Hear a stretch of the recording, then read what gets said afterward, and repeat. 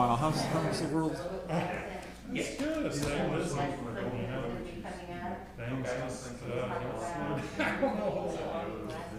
just,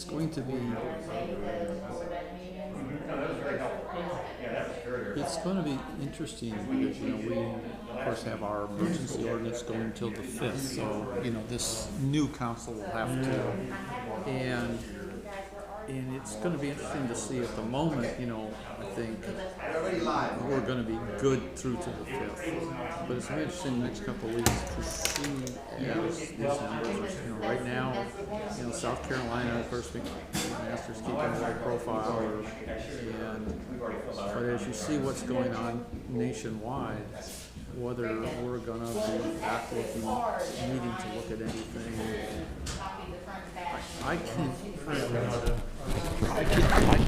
envision, probably not between now and December, I can envision by January if things don't turn around, we could be back looking at some of the rental restrictions and back to central businesses. I hope. Lighting against it. What are you doing? Hello. Yes, there's trouble in the room. That'll be interesting.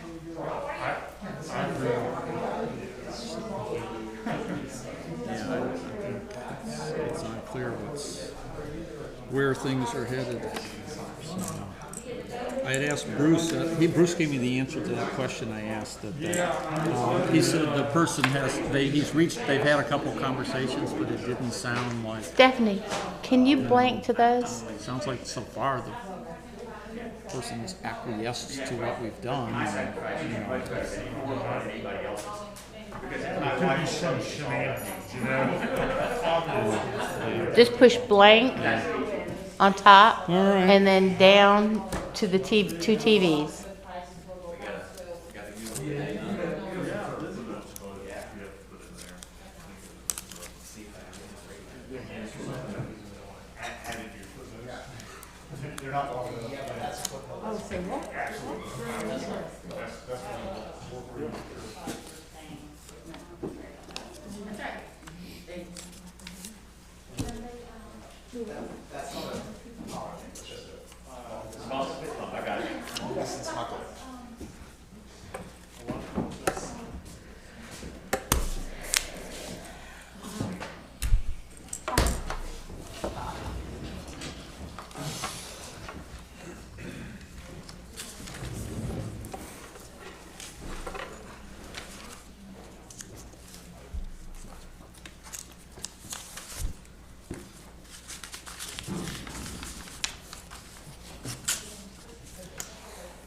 We're live, but we're starting on time, right?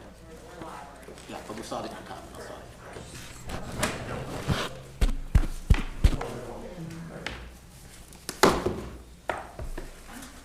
I know Mary Ann's here. Have we seen Chris? No, he was in here this morning, so I know he's Lee, to be back. come here for a second. I forgot that I had yours in there. This was the very first one, is it not? Quick one. I think this is I think that's the first one. That might be the updated one. I had this. That's the new one. Yeah, that's the new one. Okay. This is the new one? Yeah. Okay, I thought so. Okay, let me delete this real quick. We're live. Oh, What if I take a quick look at it just one more time? What's that? just to make sure? let me just see something. Yeah. Yeah, soft. Okay. Yeah, it's really hard with masks these days. There's so many people that I run into, particularly I don't see a lot, that I was telling Stephanie, I said, I ran into John Moffat, Harris TV. Yeah. Okay. I'm just making sure it's good. That looks good. That's the one? Yeah. Okay. Just leave it in there. It's that one right there. Yep.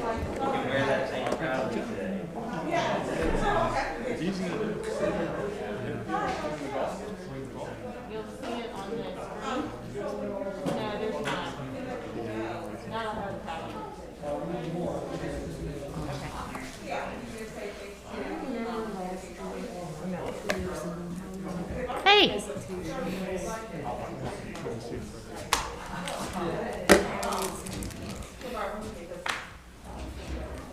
I'd say around an hour, maybe an hour. Oh,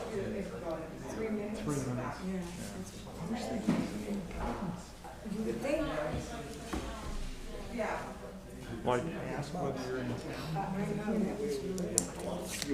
No, I went right over there.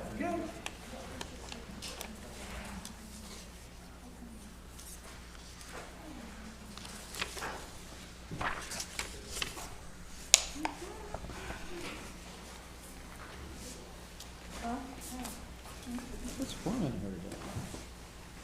Didn't start fine, but didn't start out that way.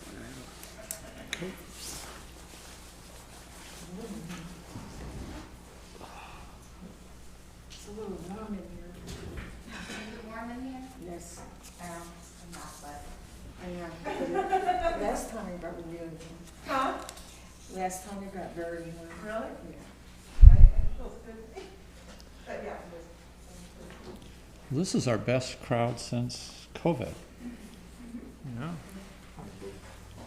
We now know who all the risk takers on the island are. Or they've all But got we had business some in front of social us. distance and masks on, so we're not that big. Right.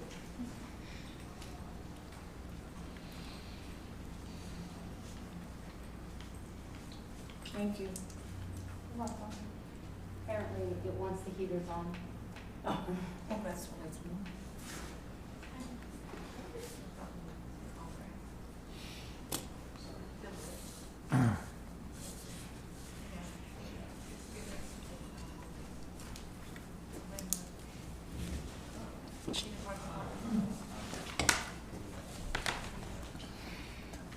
All right, are we at 2 o'clock?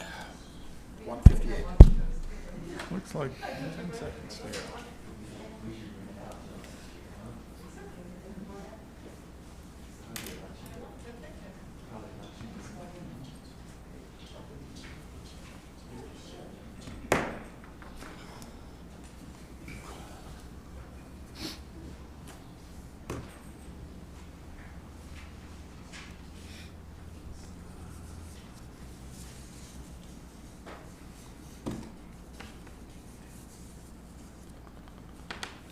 All right, close enough. I'm going to go ahead and call the November 3rd Town Council meeting to order. And we will start with the approval of the minutes. The first we have are the minutes of the October 6th Town Council workshop. And if I could have a motion to approve. So moved. Do I have a second? Second. And anybody have any changes, comments, issues? Okay, hearing none. All in favor? Aye. And the town council minutes for the meeting of October 6th. And again, do I have a motion to approve? So moved. And do I have a second? Second. Any change? I have one change.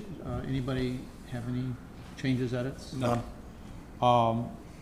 Petra, on, I didn't get a chance to tell you this before, on section 4, old business, item B, where it says Mayor Pro Tem Wydick made a motion to approve the first reading of ordinance 2020. I think that was the second reading of 2020.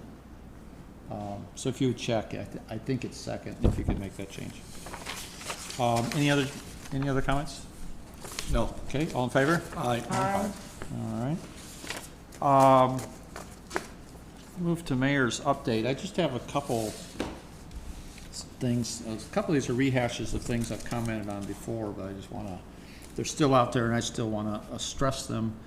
Obviously, or hopefully after today's national and state election, the attention will now turn from those elections to our own town council and mayoral election. So I just want to remind everybody that that election is on Tuesday, December 1st, and also that the Kika Candidates Night has been scheduled for, and I showed November 12th, which is a Thursday, right? And it's going to be virtual, and Kika will be taking the responsibility. We'll work with them in terms of communicating both to the candidates and to the public how they can participate in the format. But I realize that when I make these comments, I'm not just simply speaking to the people here, but hoping to those who are listening. I would encourage people to tune in. Having participated myself in a number of those, I think they are a great opportunity not only to ask questions, but to hear from the candidates. And so I really hope there's a great virtual turnout for that. The other thing I just want to mention, because many of the council members are here new, and this will be their first, and for those of you who are running for re-election, make sure everybody knows what happens after the election, because we're not like the presidency where you're still in office for 2 months. So our election is on the 1st, and the county then normally will take 2 or 3 days to actually affirm, or Stephanie, what's the certify is the right term, to certify the results of the election. So this council is still in the role until such time as that has been done. And once that has occurred, then there will be a swearing in for the new council. So essentially, even though our last meeting will be the 1st, and we will have a full town council meeting, we anticipate several items. We are not done technically at the end of that day. We are finished when the swearing in occurs for the new people, which is most likely going to be on the Friday. I think that's what we would expect. I don't anticipate that there will be any business for us in between. The other thing I do want to sort of highlight as a reminder for those who are running, that they need to remember that 2 months ago or a month ago, we took the action of reaffirming our current emergency ordinance with respect to face coverings, occupancies in restaurants and so on, and that expires on December 5th. And therefore, the new council will need to likely be in a position to take some sort of action with regard to either extending it, not extending it, or extending with some variation. So there will probably this year be a need for the new council to do something pretty quickly. So again, so after tonight, the whole world turns to Kiowa and starts following our election. Well, hopefully after tonight, hopefully not after weeks and weeks. All right, after a little bit more counting. Second thing, I just want to update you real quick, because I have on the last couple of meetings, as you know, several months ago, we authorized a group who has been working very hard for us over the last couple of years with regard to sea level rise, to move towards the next step of putting together the initial framework for an adaptive management process. And a part of that was to do a public survey of our residents. That group will be presenting, and will be on the agenda for the December meeting. They will be presenting both the results of that survey, as well as their initial narrative or report on what they think are the key learnings from the survey and what it means with regard to the first steps of an adaptive management plan. I've seen the results, and I do want to say I think they did a great job, and we had, in my mind, really good participation. There were 1,564 respondents to the survey, which I realize is not close to the total number of property owners we have, but relative to other surveys we've done, that's a pretty good survey. And it was nicely divided between the different demographics in terms of full-time owners, part-time owners, people who own investment properties, whether they lived on the beach or the marsh or whatever. So it looks like it got a very good reception, and I think we're going to see some interesting results. And I want to not only thank that group, but I also want to thank Stephanie Braswell sitting over there, who was the survey leader as far as the putting together the survey and the mechanics.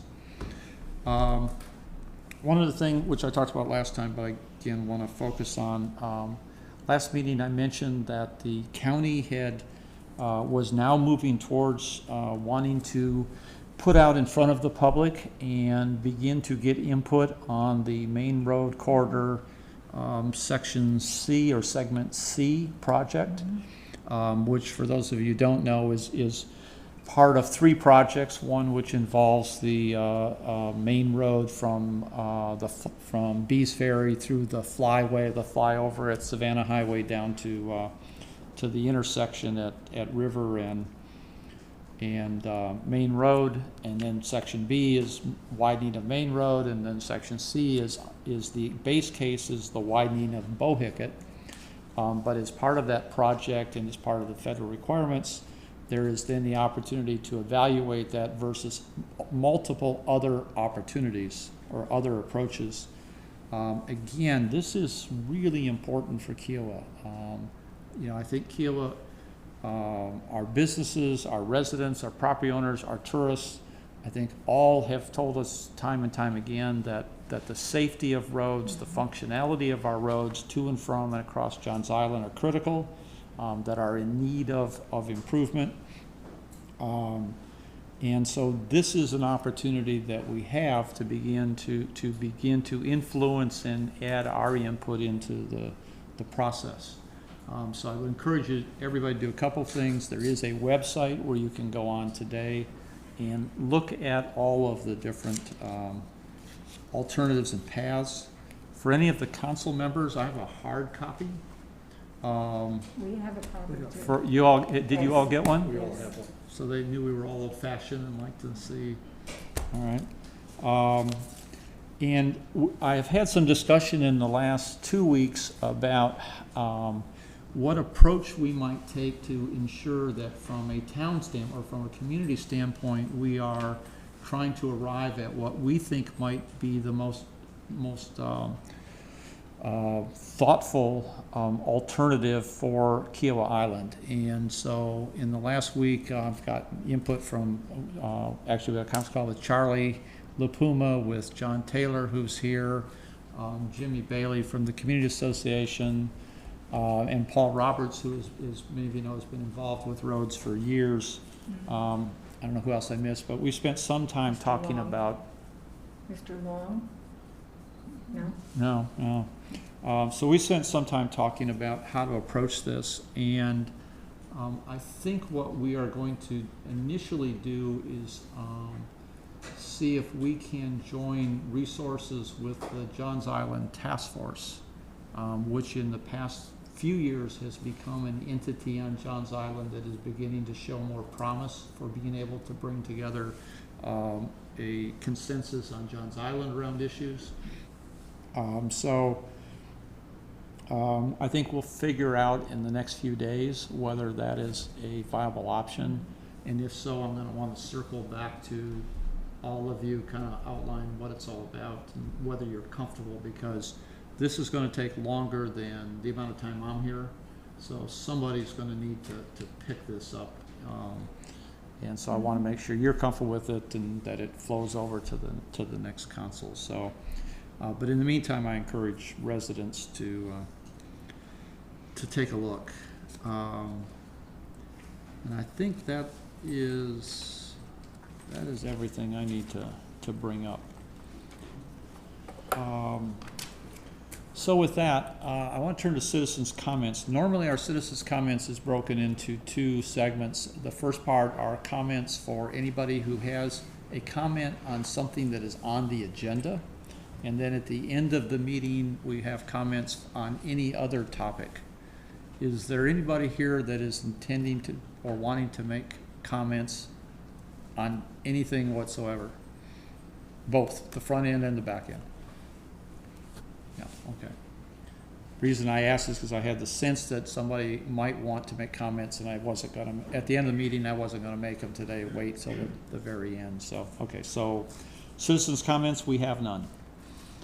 All right, then let's move to presentations. And Dorota, I don't know if you have any comments. Otherwise, I'll turn this over quickly. But the first thing we have is a presentation on the fiscal year 2019-20 audit. And obviously, particularly knowing the town's long ago history, audits are important to us, and this is a really important subject.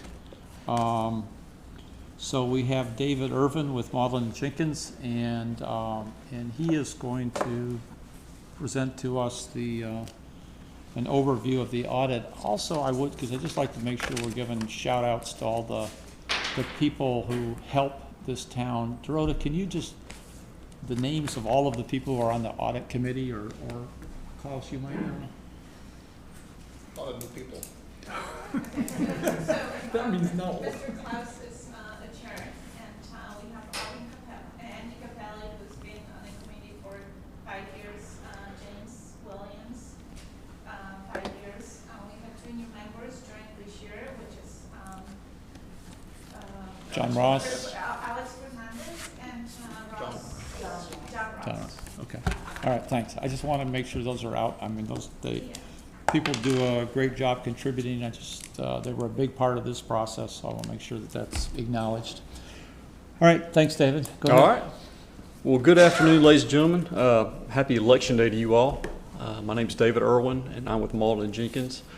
I was the partner who oversaw this year's audit of the town's financial statements, and certainly appreciate the opportunity to be here to discuss with you the results of this year's audit. I believe you all have received a copy of the financial statements. What we have up here on the screen is something that we call our auditor's discussion analysis. This is an internal document that we prepare for your benefit. It gives you some general information on who we are as a firm. It gives you a synopsis of some future accounting standards that will be implemented in upcoming years. And it will also kind of summarize what I'll be discussing with you all here this afternoon. Now, the financial statements themselves are the responsibility of management and members of the town council. As your external auditor, our responsibility is to express an opinion on these statements. Now, we conduct our audit in accordance with governmental auditing standards and generally accepted auditing standards.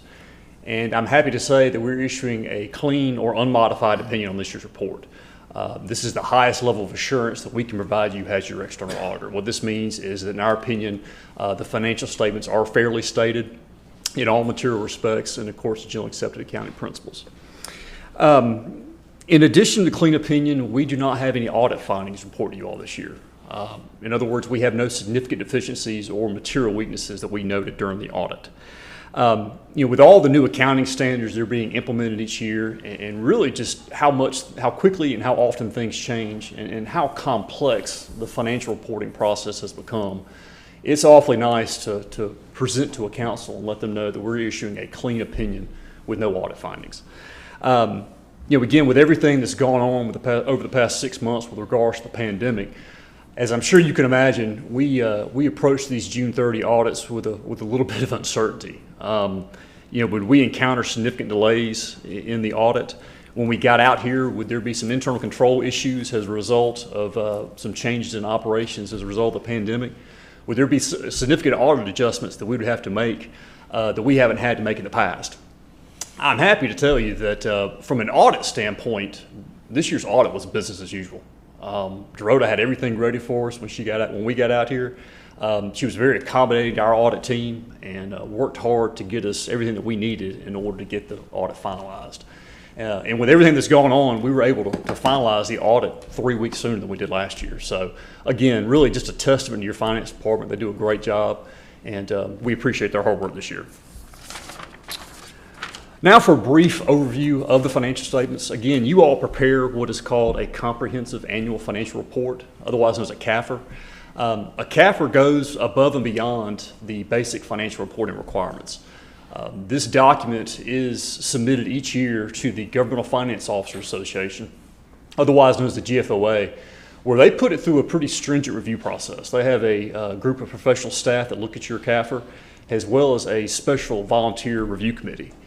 And when they look at your document, when they look at your financial statements, their goal is not to assess the financial health of the town. What they want to make sure is that there is sufficient information in this report so the readers of your financial statements can do so themselves. I'm happy to say that the GFOA once again awarded you all the Certificate of Achievement for Excellence in Financial Reporting.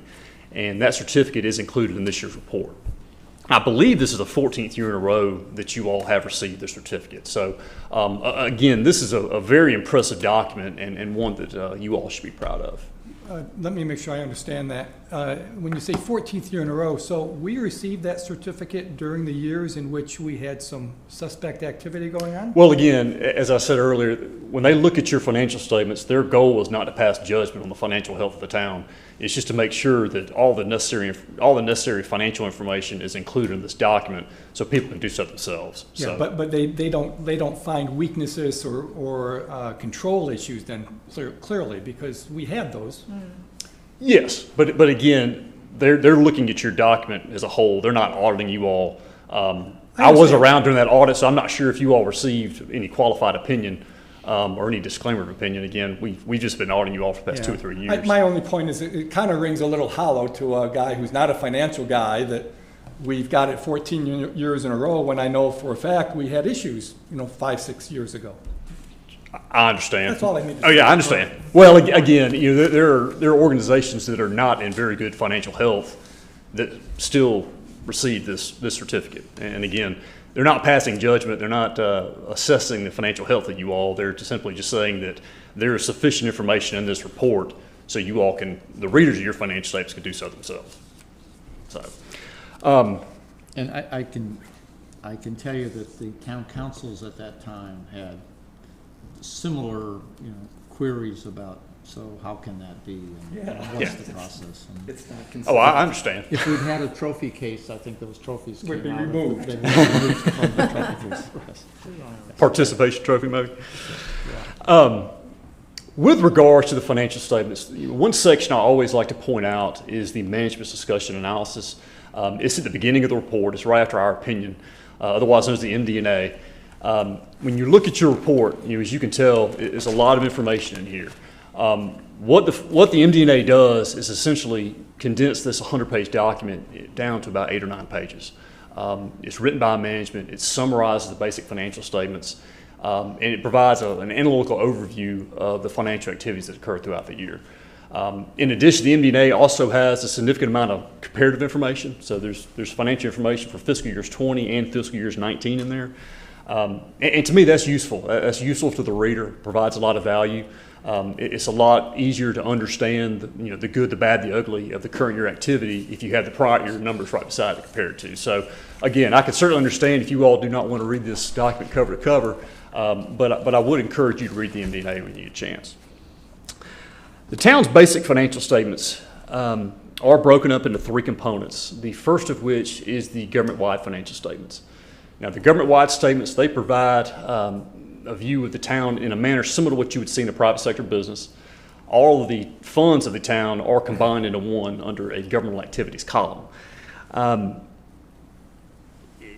I really won't go into this in detail unless you all have any questions. Honestly, this is really the only time you'll see the town's financial activities reported in this manner.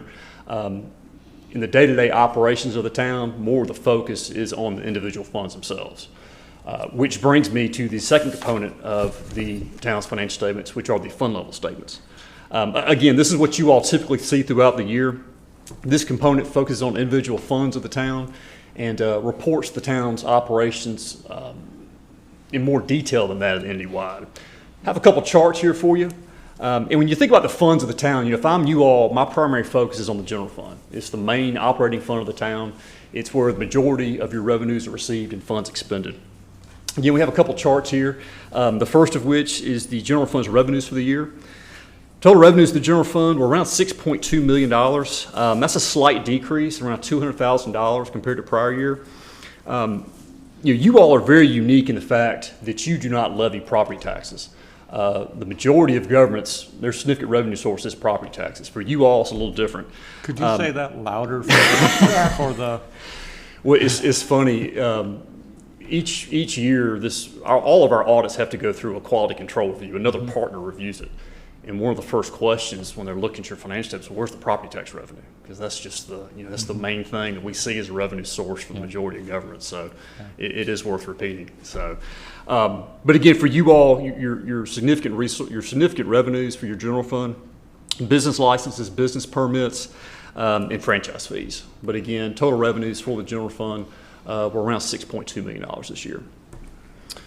Total expenditures were around $8.2 million. That's an increase of around $3 million compared to prior year. Capital outlays where you all saw the biggest increase this year. It was around $365,000 in fiscal year 19. It was a little over $2 million in fiscal year 20. And that is the result of the Kiawah Island Parkway resurfacing project that went on during the year. After factoring in some transfers in from other funds, the general fund's fund balance increased approximately $1.3 million during the year for an ending balance of $11.7 million.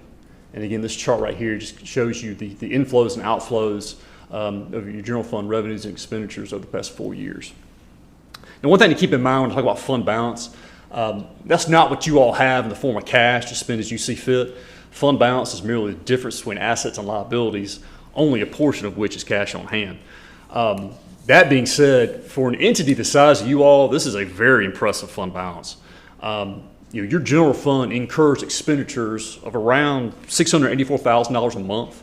So when you look at your fund balance for $11.7 million, you essentially have a year and a half worth of fund balance, a year and a half worth of operating expenditures in your fund balance. Most governments would love to have that strong of a fund balance in their general fund. And from the financial crisis that we went through 10 plus years ago to what we're currently going through with the pandemic, if I'm in your shoes, it's awfully comforting to know that we have a strong fund balance in your general fund to be able to withstand, such unexpected events that transpire. Not to mention the fact that, with you all being on the coast, there's also the weather-related issues that you all have to deal with each year. So again, very impressive fund balance. And, I always want to reinforce this, that part of the rationale or our comfort with that, because we do have the public from time to time who points out the amount of fund balance, is because we don't have a property tax, so we don't have that absolute predictable known revenue source, and the rest of our revenue sources are all economy driven. That I think it is part of a policy decision to try to maintain those, recognizing that an adverse economic environment is going to eat those up quickly. Absolutely. I mean, it's very much your revenue base tends to fluctuate or could significantly fluctuate. Very much. The final component of the town's financial statements are the footnotes. They disclose the town's accounting methods, and they kind of provide a general expanded explanation of the financial statements themselves. There really weren't any significant changes to the footnotes this year, so unless anybody has any specific questions, I won't go into those in detail. But that concludes my presentation. Again, there's a lot of information in this report. What I've tried to do is just hit the highlights of what I think is of most importance to you all. But again, if there's any questions that you all have on anything that I didn't touch base on, I'll be happy to address that. But again, this year's audit went extremely well, and I just want to thank your staff again for all their hard work. And we certainly appreciate the opportunity to be of service to you all, and look forward to working with you in the future. I have one detailed question, and then I'll open it up to anyone else here. The one I am interested in, if you could sort of update us on the direction and thinking on pension liability. So, a few years ago, as I recall, we used to, our exposure to the state's underfunding was really a footnoted amount, which we paid attention to, but it still didn't end up hitting the actual bottom line. And then, as I recall, a couple of years ago, that changed, so we now have that potential shortfall in there as a liability. Well, can you make sure because it is a big number, can you make sure we understand correctly both how that is potentially impacting us, and from your perspective, where those numbers are going from a trend standpoint? Are they going to be, over the next few years, is that going to be likely to be a bigger issue? Is it stabilizing? Yeah, GASB 68, I think it was implemented 5+ years ago, required you all to record your portion of the net pension liability on your books. In your day-to-day operations, nothing changed. You continue to make your monthly contributions to PEBA. The only difference is, for financial statement reporting purposes, your allocated portion of the liability has to be recorded on the books. And I think it's about $3 million. It's about $3.3 million. Now, one thing to keep in mind, I think this is key to point out, This is only at the government-wide level, the first component of the financial statements that I alluded to earlier. This is not recorded on your fund balance. This is not recorded at the fund Right, balance. it's not a So cash- This isn't recorded in your general fund. This is merely for financial statement reporting responsibilities anyway. So that's key to know. This isn't something that hits your fund balance. This isn't something that hits your general fund. This is merely in your financial statements at the entity-wide level. The one good thing that I think that the implementation of GASB 68 did, I don't know if I did that or not, it highlighted that the state's pension liability, the state's pension fund was underfunded. So that kind of brought that to light. Say that again, I didn't hear you. Unfunded? Or It's underfunded. Okay. Yeah, so what that number is they take the state's entire underfunding. And this is your allocated it- portion. They allocate it to us, So and it's, that's a theoretical liability. that could be. Correct, That correct. could become a real liability, yeah. Well, yes and no. I mean, nothing will change. You all will continue to make your monthly contributions to PEBA. The only difference is this liability is on the books.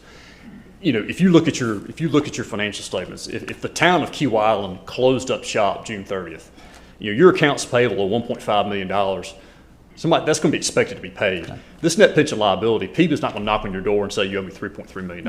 It would essentially just go away because it's a future liability based on a certain number of actuarial assumptions. So, So you're less concerned about it. no, I'm not concerned about it at all. And again, this is just something for financial statement reporting responsibility. This is nothing that goes to your fund level. I would not be worried about it at all if I were you all. Is the state headed in the right or the wrong It direction? is. I mean, that's certainly, and again, as I mentioned earlier, that's one of the good things that came out of the implementation of GASB 68. It kind of brought this to the forefront. In the past, it was kind of out of sight, out of mind. But we do anticipate that liability coming down in future years. My recollection, Craig, you would have a better sense, but that liability is higher than it was 5 years ago. I think it was 2-something 5 years ago. Yeah, it is kind of. And they're requiring additional contributions now. They're making adjustments needed to, again, the goal is to start bringing that liability down and have that more funded than it currently is. So, but no, from a town standpoint, I wouldn't be concerned at all if I were you all. This is just merely something to add to your financial statements. So let me ask the remainder of the council, any other questions, I comments? have one, and I think you partially addressed it, but from a control standpoint, I assume you guys look at best practice amongst communities, amongst government entities. Are we best practice in terms of controls so that we don't get into the same situation we had 5 years ago? Yeah, I mean, we noted nothing. You know, we don't really test controls. We look at your controls. We do walkthroughs. We don't necessarily test to make sure those controls are working. But we review your controls. We have communication with management. We do certain tests, such as disbursement tests, journal entry tests, to make sure that some of those controls are in place. You know, we don't recreate a transaction. That would be essentially a test of controls. But we don't necessarily do that. But you know, during our audit process, we noted no significant issues that we need to report to you all. And including in the payroll system? Correct. Okay, thank you. All right, if there are no other conversation or questions, then David, thank you very much. All right. Thank you. Thank you. Thank you. And Dorota, to your team also. All right, I'm going to move to the next presentation, which is an update on the groundwater table and March vulnerability studies. Lee with the Keogh Conservancy. If you recall, Lee, you last talked to us in August or September. I believe it was July. All right. Yes. I'm getting old. I can't remember dates. But we had said at that time that before we ended this term, we wanted to get an update on those activities because the town is, of course, not only are we critically interested in these two projects, we're also assisting with funding them. We also know that potentially there are going to be additional phases, which I suspect you will be back asking us for additional funding on. So this is to get an update. And again, I would ask as we go, if you have any questions, please ask. Thank you. So just a recap of these projects. So last fiscal year for the town, we proposed 2 projects from the Kiowa Conservancy to the town. And this was to investigate 2 specific things on the island. And this was the groundwater table, specifically looking at the groundwater elevation and salinity. And this was with Dr. Tim Callahan in support of the college. We also reached out to look at a marsh vulnerability study to look at the changing marsh in Kiowa Island and some of its surrounds. And this was with Dr. Norm Levine with the College of Charleston. And he has one of the best GIS labs in the region. So really thankful we were able to get these individuals on this project. To start out, I'll start with the groundwater table study. As we mentioned last time in July, we had about 15 wells installed across Kiowa Island, as noted with the green dots.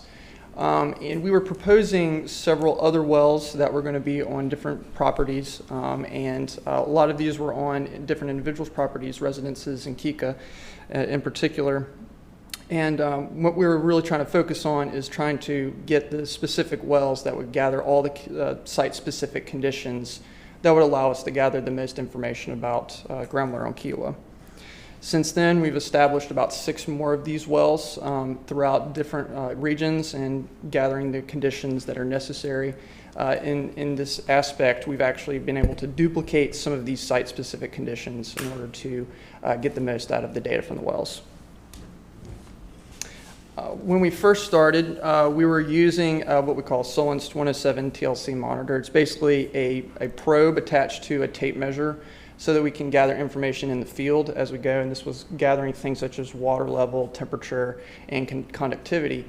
And going forward with this was used as an opportunity so that when we deployed, what you see on the left is the data loggers. We would be able to understand that information better and be able to have the static conditions in order to compensate for things like barometric pressure and that sort of thing. And since the establishment of these 21 wells, all of them have been deployed with these monitors. And we've been gathering data sort of over time with this. And I want to present some information about that today. So one of the wells that we installed was on Rhett's Bluff Boat Landing. It's not too deep, it's about 12 foot deep, but it's gathering some pretty interesting information so far. So what you're seeing here is the groundwater table elevation as it fluctuates between August 11th to October 1st. And what we're seeing here, what it's representing is the groundwater level reference to about roughly mean sea level, which is the NAVD88 line, which is used for a lot of engineering practices. And what you can see here is about, roughly the average is around the mean high water level, which isn't too surprising. USGS has noted that before. But you can see that there are specific time periods in here where you have a large jump in the groundwater table elevation, and then it slowly, gradually kind of reduces itself over time. And there's a lot of things playing in here, such as rainfall, tidal influences, as well as vegetative productivity, which you can kind of note in some aspects of this graph. But one of the things we were able to do is also kind of correlate this with other information we're gathering from different environmental monitoring projects. One thing is that we have a weather station on Kiowa Island, and we were able to input this data day by day, and we were able to kind of overlay it with the groundwater table elevations. And as you can see here, those sharp increases over time were actually correlated with those heavy rainfall accumulations.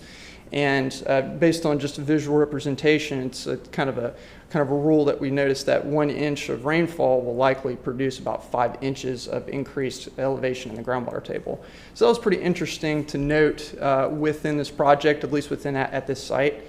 Other sites are showing different conditions based on their groundwater or the subsurface soils, but this was interesting to note. But there was one specific thing. If you look between September 15th and that next line, there's kind of a weird anomaly where it just kind of seems like it's perched and it doesn't actually reduce itself. And one of the things we were looking at was the influence of tides and if there's any influences based on that. And another good thing about Kiowa is we just installed a tidal gauge on the Kiowa River Bridge, and we were able to actually input this data and overlay it with the groundwater table elevation. And if you can see here, we actually have, it's a kind of a jumble of spikes and everything. But to better illustrate this, if you see the blue and red line that's going across there, that's about the average tide level that you would see during these time periods.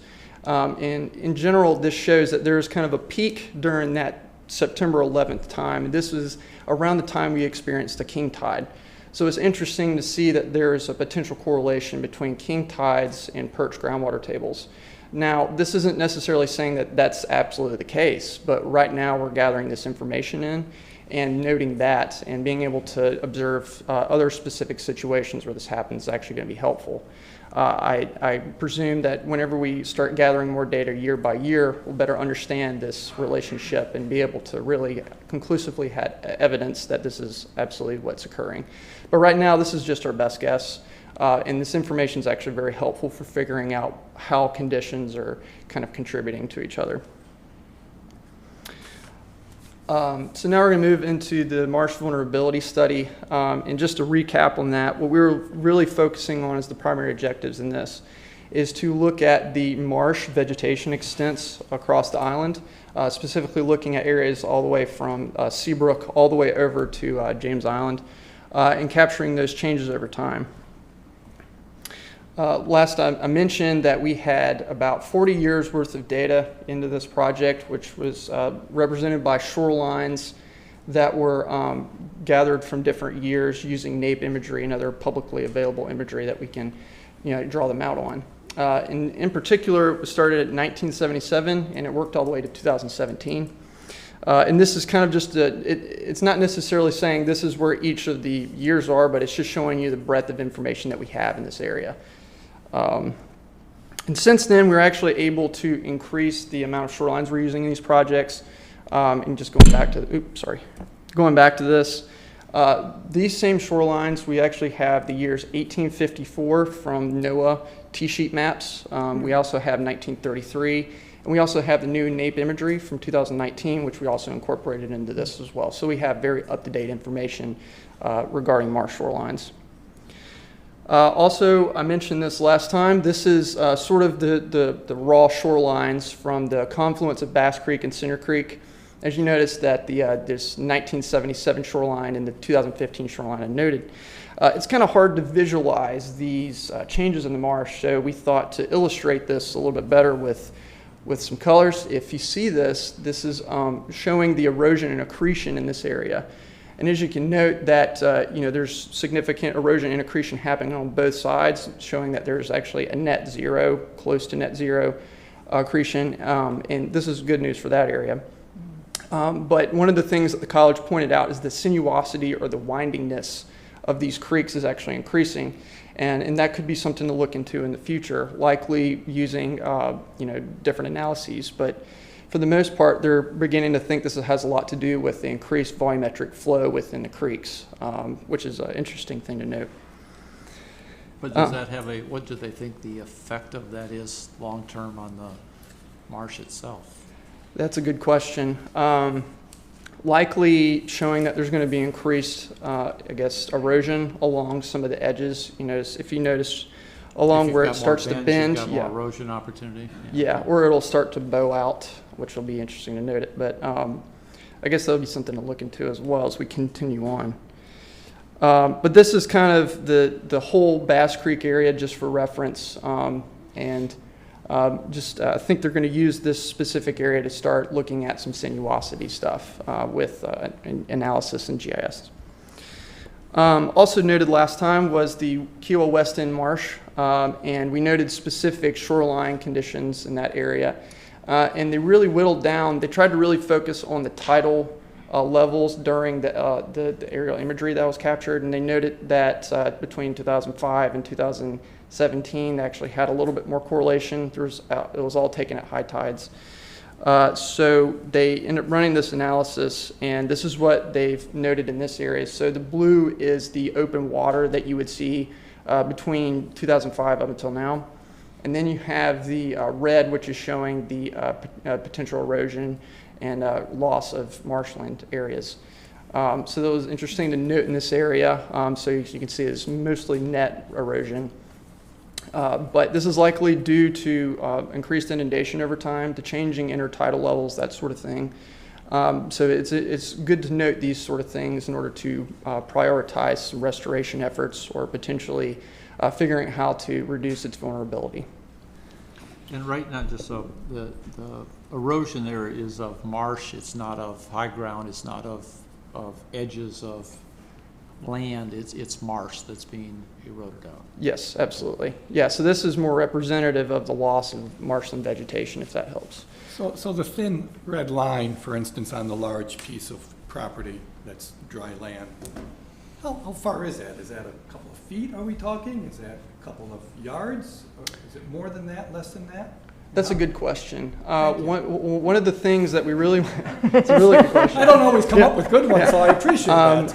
I don't have that information with me now, but I mean, looking at the docks in the area where Old Dock Road is compared to there, it could be 100 feet or more. I'm not sure. But one of the things, this is kind of just my best guess for now, just looking at it. But one of the things we really wanted to hammer down is using the AMBER analysis, we can actually quantify that specific shoreline change. And I think that's something we're still working with the college on. They're still working on trying to. Over time, you'll be able to answer that question Yes. with some data. Yes, absolutely. Thank you. Yeah. And this is just another area near Rhett's Bluff. As you can notice, there's a lot of different changes happening in this area, likely due to just increased activity of the water in this area. Likely something we're going to look further into just to make sure that this is accurate. And I wanted to show you all this because I think it's good to illustrate the changes between land cover changes during high tide and low tide. So what you have here now is the low tide on Kiowa Island, and then the next one will shift to the land cover during high tide. This was created by Norm Levine and presented actually at the Geological Society of America at their recent conference. So the red is land, I assume? Yes, representative forest cover.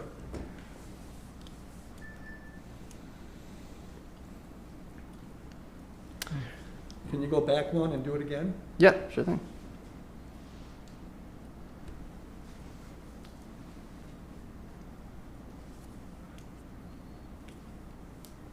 And furthermore, this was created using imagery from May 2020. So this is the most updated information that they've received.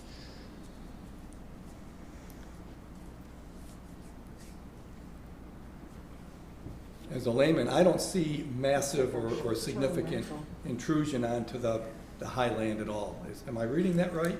Yeah, and this could potentially be because of the time it was taken. This wasn't taken exactly at the king tide. It was taken at the lower tide for that time period. But I think that if you looked at that, you would see different things. If you go back to the first picture I had for marsh vulnerability, let me go back to that real quick. You can see that this is taken near Mingo Point, so you can see there's still significant changes within the marsh, even in the high areas. So it could just be that the time that was taken didn't fully show an example of what happens fully in the marsh during the extreme high tides. I think getting that information would be helpful, and just trying to get aerial imagery taken at that time is going to be kind of a task. But This just takes time, I assume. yeah. Yeah, over time we'll get information in and we'll become better situated in understanding these conditions, I think. Yeah. Let me go back over here. And then last update on this project. So I mentioned that we received information from SCDHEC, OCRM on marsh structures, specifically talking about things like dikes, bridges, roads, and we're also talking about docks and revetments and bulkheads. So they have this whole database and they shared that with us. Unfortunately, this is from 2013, so the information is not too up to date. So the college actually set out to do their own analysis to identify potential areas for shorelines and note them. If you see at the bend right there, there is a bulkhead that has been identified. And one thing that we're planning on doing within the next few months is going out and ground truthing, or going out and actually physically going to the spot and noting whether it's there or not. And that will be able to give us a full catalog of the potential shoreline structures that we have on Kiowa Island. And I think we'll have some help from some of the graduate students who are working on this project. I want to thank you for allowing me to present today. One of the things I wanted to say is that this has been a very helpful project to figure out our environmental conditions from my end. One of the things that we're hoping to do with this is to have a public engagement process through a federal grant that we received from the National Fish and Wildlife Foundation. And this information is actually very helpful for being able to communicate potential impacts to Kiowa Island and being able to prepare for some of these things as we go forward. Some of the things that we gathered from the marsh vulnerability study are places where we're potentially going to see more impacts, and potentially try to focus on marsh restoration efforts to proactively fix these things before they get out of hand.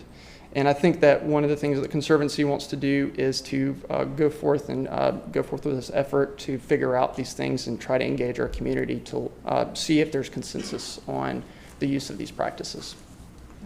So, Lee, I know the front end of these projects are obviously creating a lot of initial data, trying to figure out what the current state is.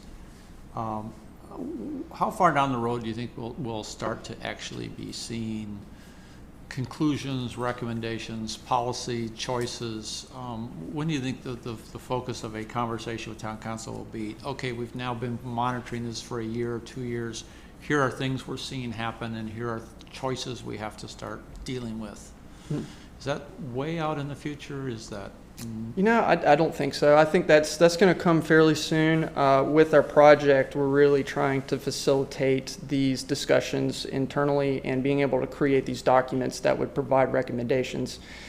With the project that we're focusing on, we're actually engaging with the College of Charleston, and we're actually bringing on people at the Conservancy in order to gather this information to present to council, to the resort, to the partners, to everybody who is a major stakeholder, in order to kind of discuss things and trying to see if we can hammer down which exact methods we would like to use. I would say by February 2022, we'll have a definitive answer of what types of considerations everybody's looking at and being able to summarize that in a document. So a year out.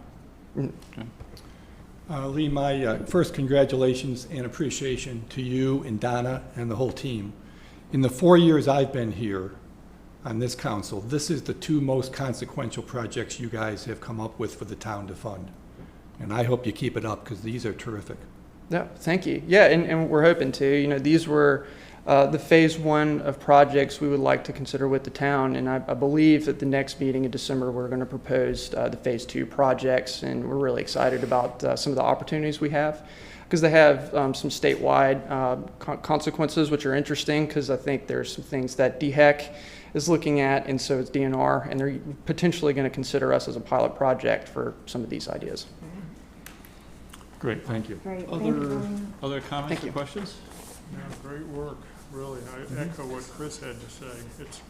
It's not only meaningful now, but you're right, the implications for it statewide are big, you know? Right. If you could, and I guess I'll direct this to Stephanie or Jim, I know the intent is in December to come back with some potential funding and recommendations on phase 2. Since it's our last council meeting, the more that you can maybe feed us some information ahead of that.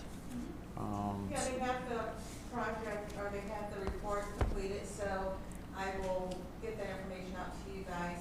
I give it to you as early as tomorrow, before the environmental committee, so it's coming as a recommendation. This will be phase 2 of what Lee just presented. And I'll support you guys with the proposal. You'll have a couple weeks to look at it, and if you have any questions, you can go through that. I'll have Lee back at the December meeting to present this proposal. Great. Thanks, Stephanie. Thanks, Town Council. Thank you very much. All right, let's move to new business A, which is to consider approval of ordinance 2020-12, an ordinance to amend the fiscal year 2020-21 budget for the town of Kiowa in South Carolina. And Stephanie, as I recall, we need to do a public hearing on this. Is that correct? Okay. So, and is Dorota, are you going to present or overview anything on this? And my question is going to be, are you going to do that after the public hearing? Or timing-wise, how do you want to do it? I can, maybe after the public hearing. Okay, all right. Do I have I can just go ahead and open the public hearing, right? Okay, so I am going to open a public hearing on ordinance 2020-12. If anybody in the audience would like to speak or make any comments with respect to the revised budget ordinance, please come on up to the podium, say your name and address, and we would love to hear from you. Anybody? I'm going to give it a second. And presuming that nobody is going to do so, then I am now closing the public hearing. It is nice to have people actually participate in the public hearing, but I understand with COVID it's more difficult. So with that, I am now going to turn to the first reading, and Dorota, I will now let you give us this was discussed and recommended for approval at last week's Ways and Means Committee. Yes. So why don't you give us a quick summary? Yes, so last week we looked again at the budget and with the emphasis on the revenues, where we saw that the revenues are in a better shape that we projecting. And now there is a couple of items that were either table or new items that we would like for you to consider to approve in a budget. So we discussed them all in a detail last week, so I'm not gonna go too much into it. Just a very quick, on the personnel cost, we had two items that were policy items, so they removed from that table. And but we still asking that you consider to increase the match on 401k from 50% to 100%.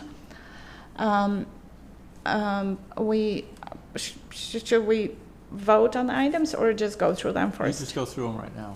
Okay. I'll summarize how we want to vote on it. Oh, okay. So the website redesign, which is a placeholder of $100,000.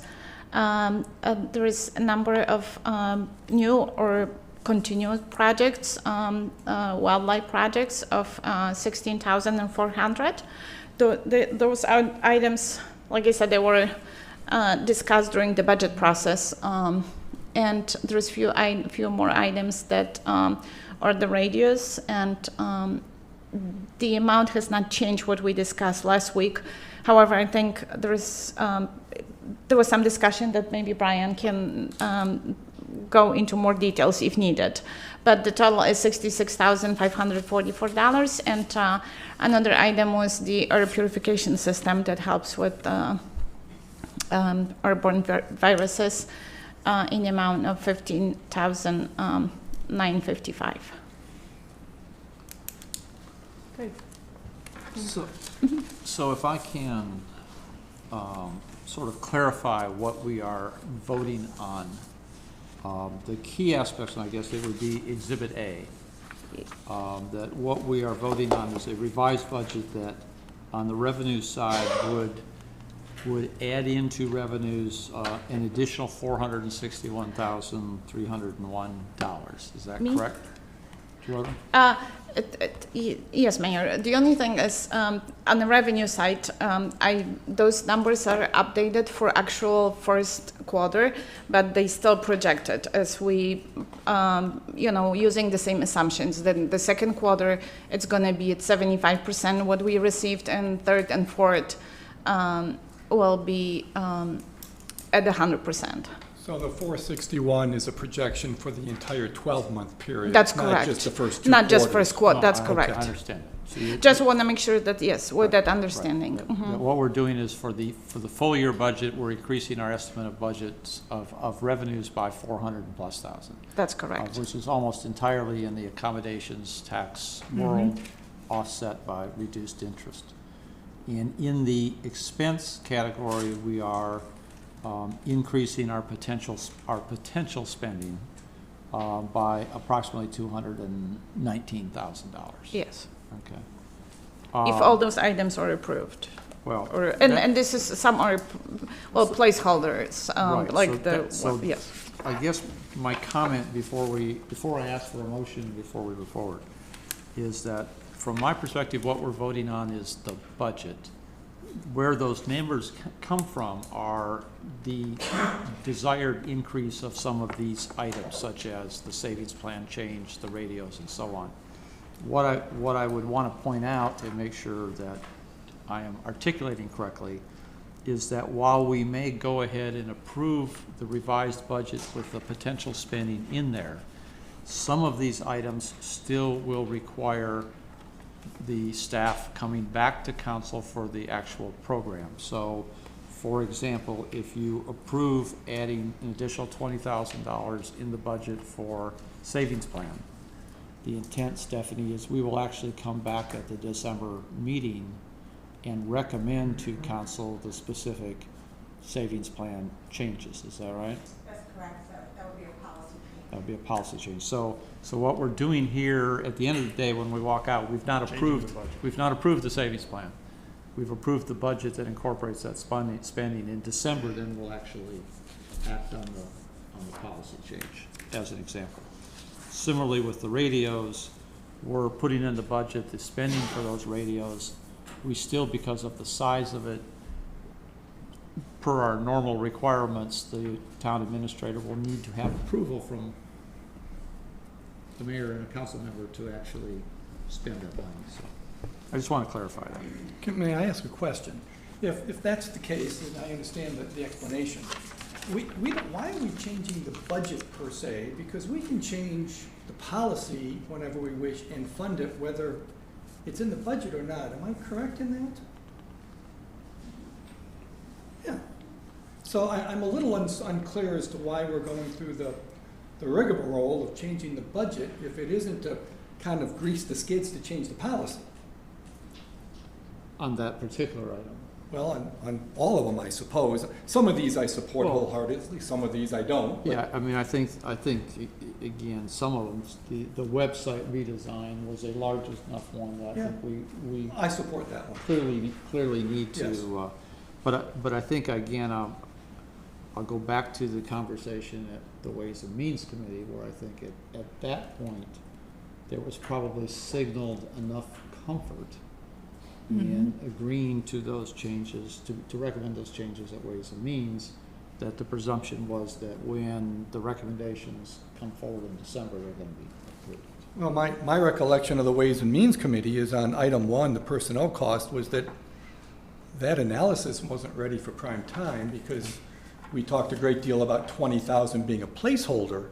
But no, I don't think anyone argued that was an accurate number, that in fact the upside risk to that number was pretty substantial.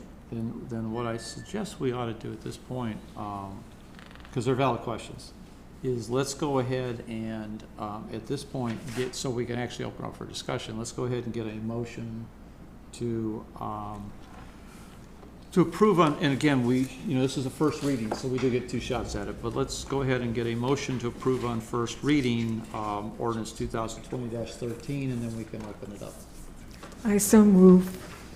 All right, do I have a second? Second. All right, okay. Now I will open it up for discussion. And Chris, I think we'll start with you. Would your desire to be, I think nobody's debating the revenue pieces, so I guess the question is simply, is there need to go back through the items that have been added? Well, again, expense side? my recollection on personnel costs was that you made the case that the 20,000 wasn't based on any actual modeling, it was a placeholder.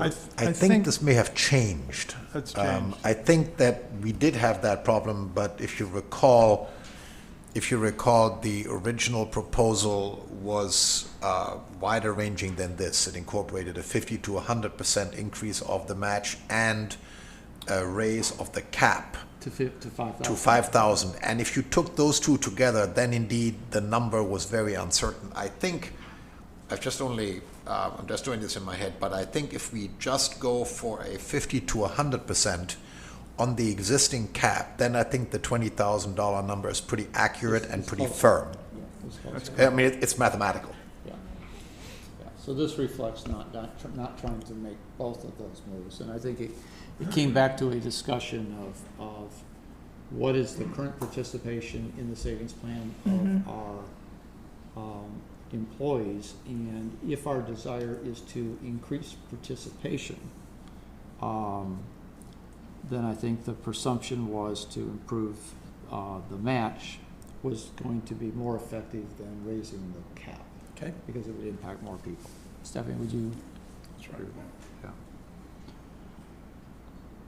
So with that, is there any discussion or debate to change that 20,000? Or are you more comfortable with it now? Well, I'm not going to support it. I think it's bad policy to do this in mid-year, but I understand the numbers, but I'm not going to support it. Let's go through the others and then let's come back. The second significant one we had was for the web redesign, which I believe in the Ways and Means Committee, I did not hear any reservations or lack of support for that. Correct. Mary Ann, you agree? I agree. The maintenance was for the air purification system, which I think we all agree, if in a normal year, we would not be amending the budget to do that, it would just be an overage, but the intent was to, since we had opened up the budget for review, to go ahead and accommodate that. I did not hear at the Ways and Means Committee a disagreement with that, and I thought that was included in what had been Right, approved for recommendation. and this amount looks like it was reduced because of the It was clarification we got. Right. Right, it was reduced. Okay. So tourism tourism, that was simply upping the amount, what? That's the projects, the wildlife That was projects. the wildlife projects, yeah, okay. Which I think, that was the addition of $10,000 on the Bobcat, mostly for testing. $1,000 each to two smaller environmental programs, and reinstating a piece, but not all of our prior The dolphin. Dolphin. allocation to the low country marine mammal. Yeah, and I objected to that one and continue to object because it's the only 501c3 that I see where we're going 80% of the expense goes to somebody's salary. And I find that objectionable. I don't find the project objectionable, but paying 80% of what we're giving to somebody's salary and expenses doesn't strike me as volunteerism. Okay, well, we will come back to that one, because we're gonna have to decide whether to leave it in or out, so. And, Petra, can you put the last sheet you had back up with the budget sheet? No, the other way, There you okay. go. And, no, go Go back. back one. Oh, maybe I missed. Yeah. No, the, You had it. one more, One more. One more. the other way. Exhibit A.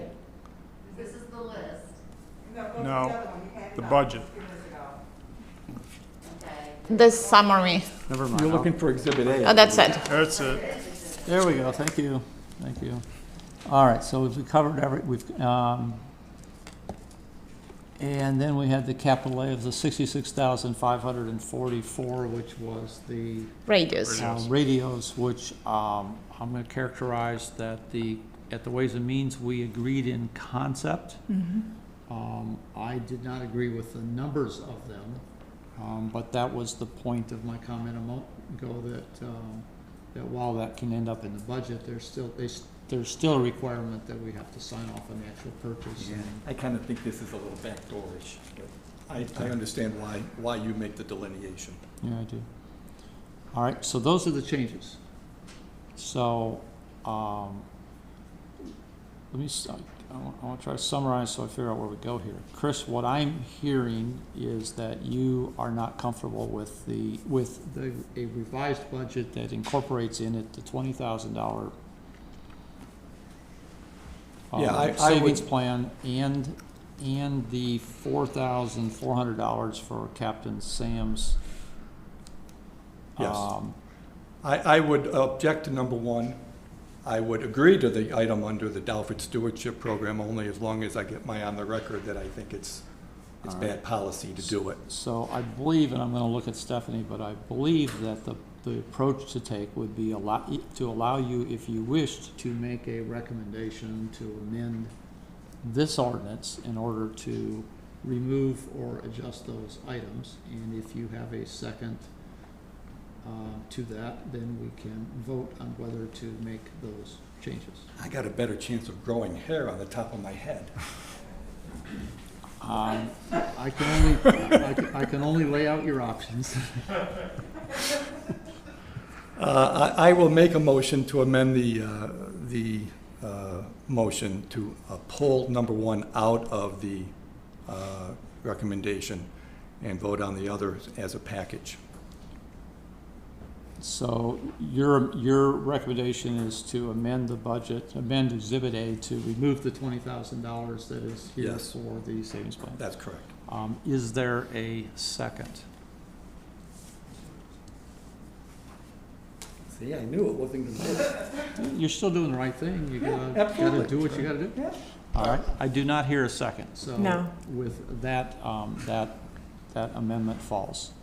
Is there another amendment on any of this? Okay, all right. So we have, we're back to the original, budget amendment. I think I got a motion and a second, right? Yes, So we are now open for additional discussion. Joe, yes, we Joe's do. asking. Yes. Pepper said we did get a pepper second. Yeah, I thought I got the most, so that we could have that conversation, yeah, okay. So I think just a couple of points and why I did not want to second Chris's motion. I think as far as the 401k change in policy is, I think it's actually, I see any element of compensation that actually increases the incentive for the staff to save for retirement as fundamentally good policy. I did not like the original proposal because it had very uncertain numbers on it. I think this is a good first step, and I actually think it is irrespective of when it comes. I think it's a moderate outlay and good compensation policy. And as far as the dolphins go, it's unclear to me how else that would get done except to pay some money to someone to be out there on the beach in the hot sun and deal with the tourists. So I suspect that we just kind of have to do that. And that's why I'm in favor of both of these. Any other comments? The, Mayor, this whole compensation issue, wasn't that going to go to the Human Resources Committee that, I think you were on it, Dan? We talked. You had the together. discussion That's why we already? got to this. That point. came out of a task force last Okay, spring or before, which Councilman, but I thought they were going to go back again. We did talk. That's Oh, how we you got did? to where we are. Okay. all right, any other comments or discussion? All right, so with that, and again, this is on first reading, so with that, I have a motion and a second. All in favor? Aye. Aye. All right, motion approves. And again, this was first reading, so we will have the opportunity to pick this up again in December.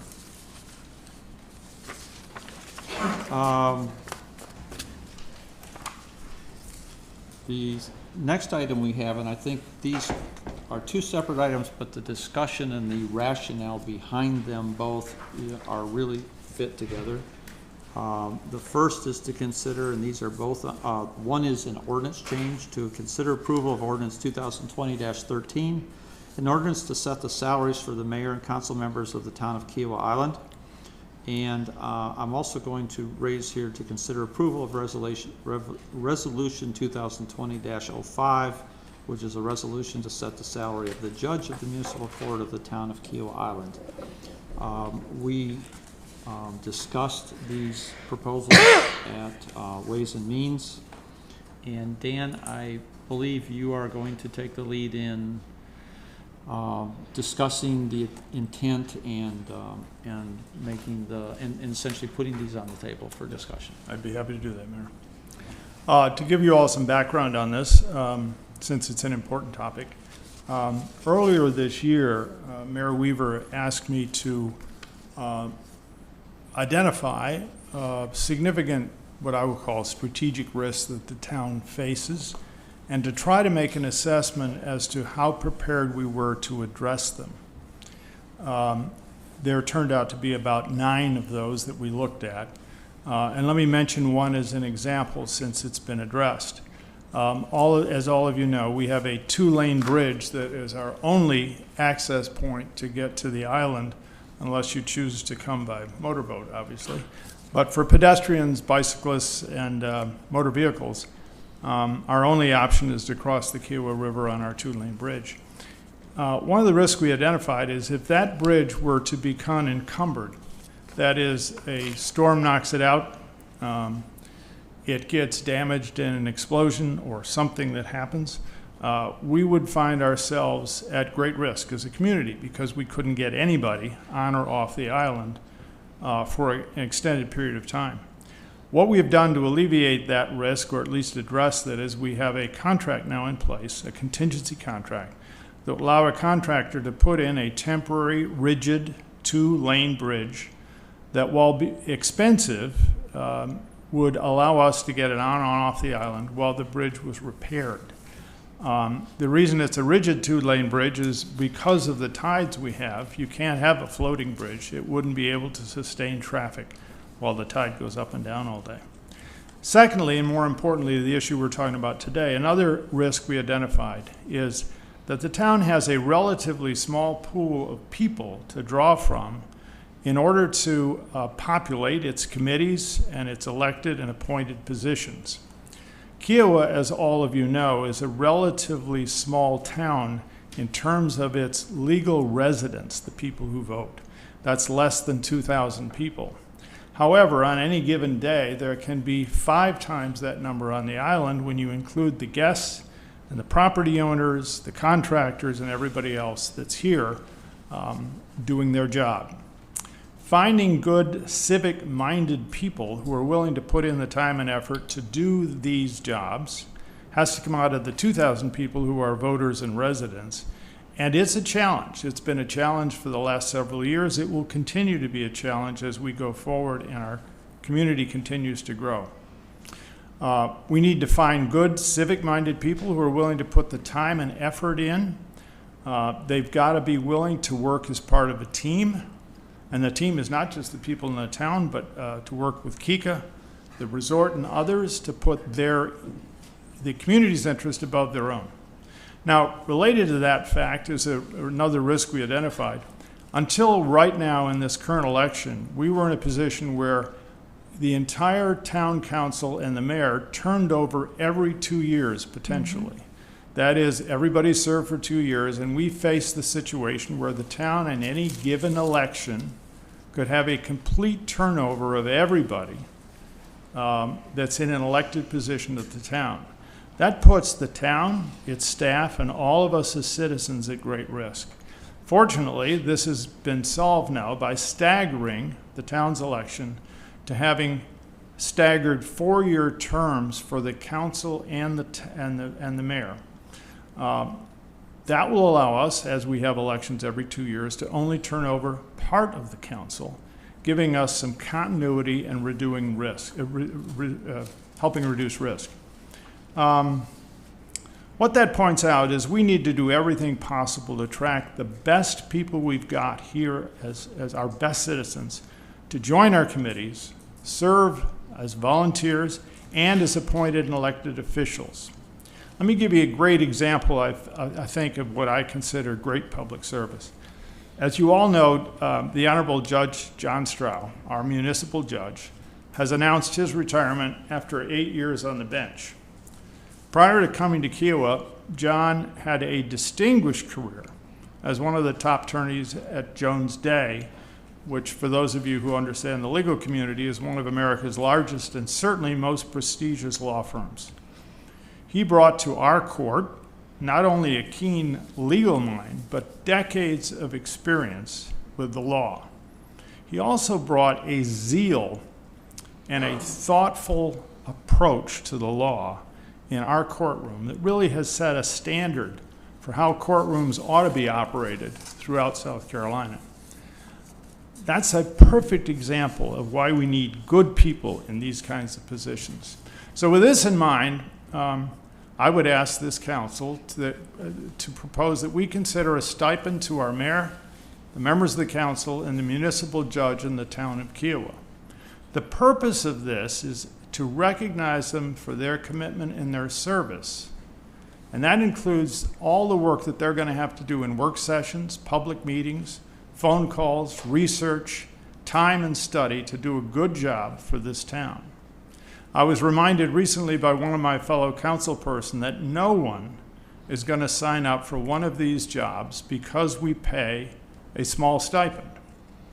As a matter of fact, and I couldn't agree more, but this isn't really to pay them to do the job. It's just simply recognizing them for their ability to step up and do this public service. I would recommend that the stipend for the council and the judge be $1,000 per quarter, payable quarterly, or $4,000 a year, and for the mayor be $2,000 per quarter or $8,000 a year. In each case, the person who's in these jobs may choose not to accept the stipend. Great.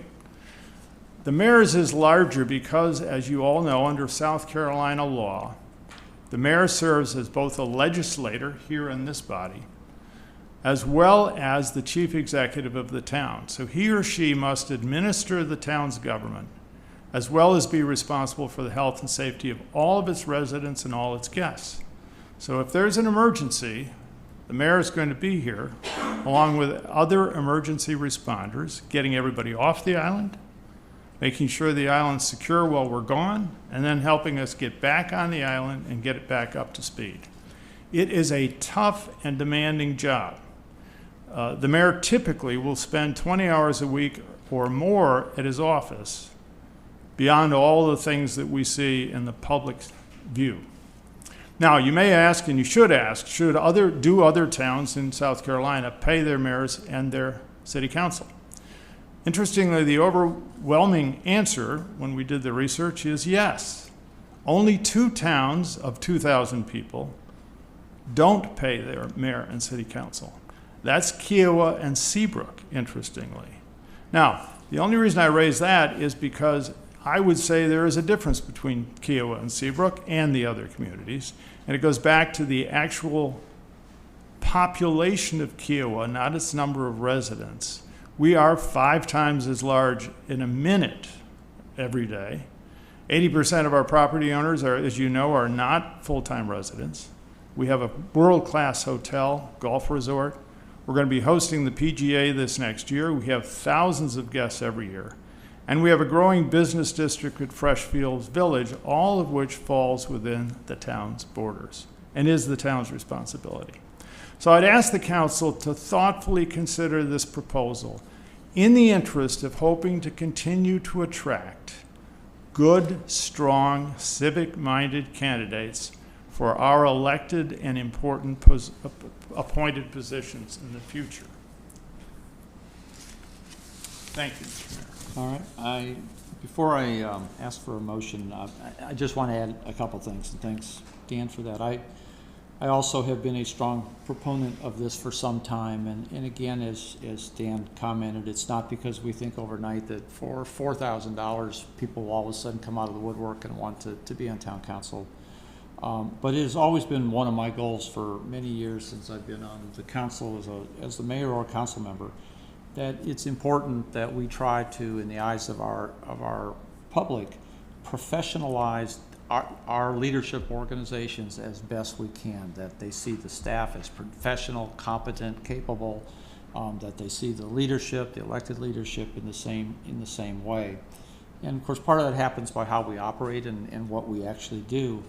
But I've also long been concerned that this concept that somehow the people, whether it's the KICA board, because I put them in the same category, or the town council, that these are people who have just volunteered to do these roles, under reflects the amount of work they do and the amount of responsibility that they do. And it's not just hours in the office, but the 24/7 period of time that everybody around this table is potentially available to the public, are answering emails or out in public and being questioned about town policy, the responsibilities and legal responsibilities that they take on. And so I think it is as much a reflection of trying to, again, reflect to our community that these are important jobs and that they are serious ones, and that the people here are deserving of that recognition. The second thing and last thing I want to point out is the timing, because I know it can be sort of odd of why are we at the very end here, the second to the last meeting, recommending this. And the answer for that is simply that initially this recommendation has been talked about for a couple of years. I was not willing to bring it forward as much as I support it while I was still running for office, because I did not want to ever perceive that I was bringing a recommendation forward to pay myself. We would have more likely brought this forward earlier in the summer, but at that point, because of COVID, it appeared that all of our budgets were taking a hit, and it appeared that we might look tone deaf if we were recommending compensation for the council members at the same time that we were going on about the budget being reduced and cutting the Dolphins at Captain Sam's and so on. So once it became evident that the budget issues were not the same, then another issue arose, which is under our ordinance, the only way for this to take an effect is if it is approved before an election. And so that is the time, that's why we're dictated by this timing, because it cannot take effect until after there has been an election. And so if it's not done now, then it would be 2022 or 2024 before we could take this action. I do not want to, I think it's the right thing. I do not want to cause a controversy among our residents that would somehow get in the way of what I think is going to be a really good election with some really great candidates. But I think it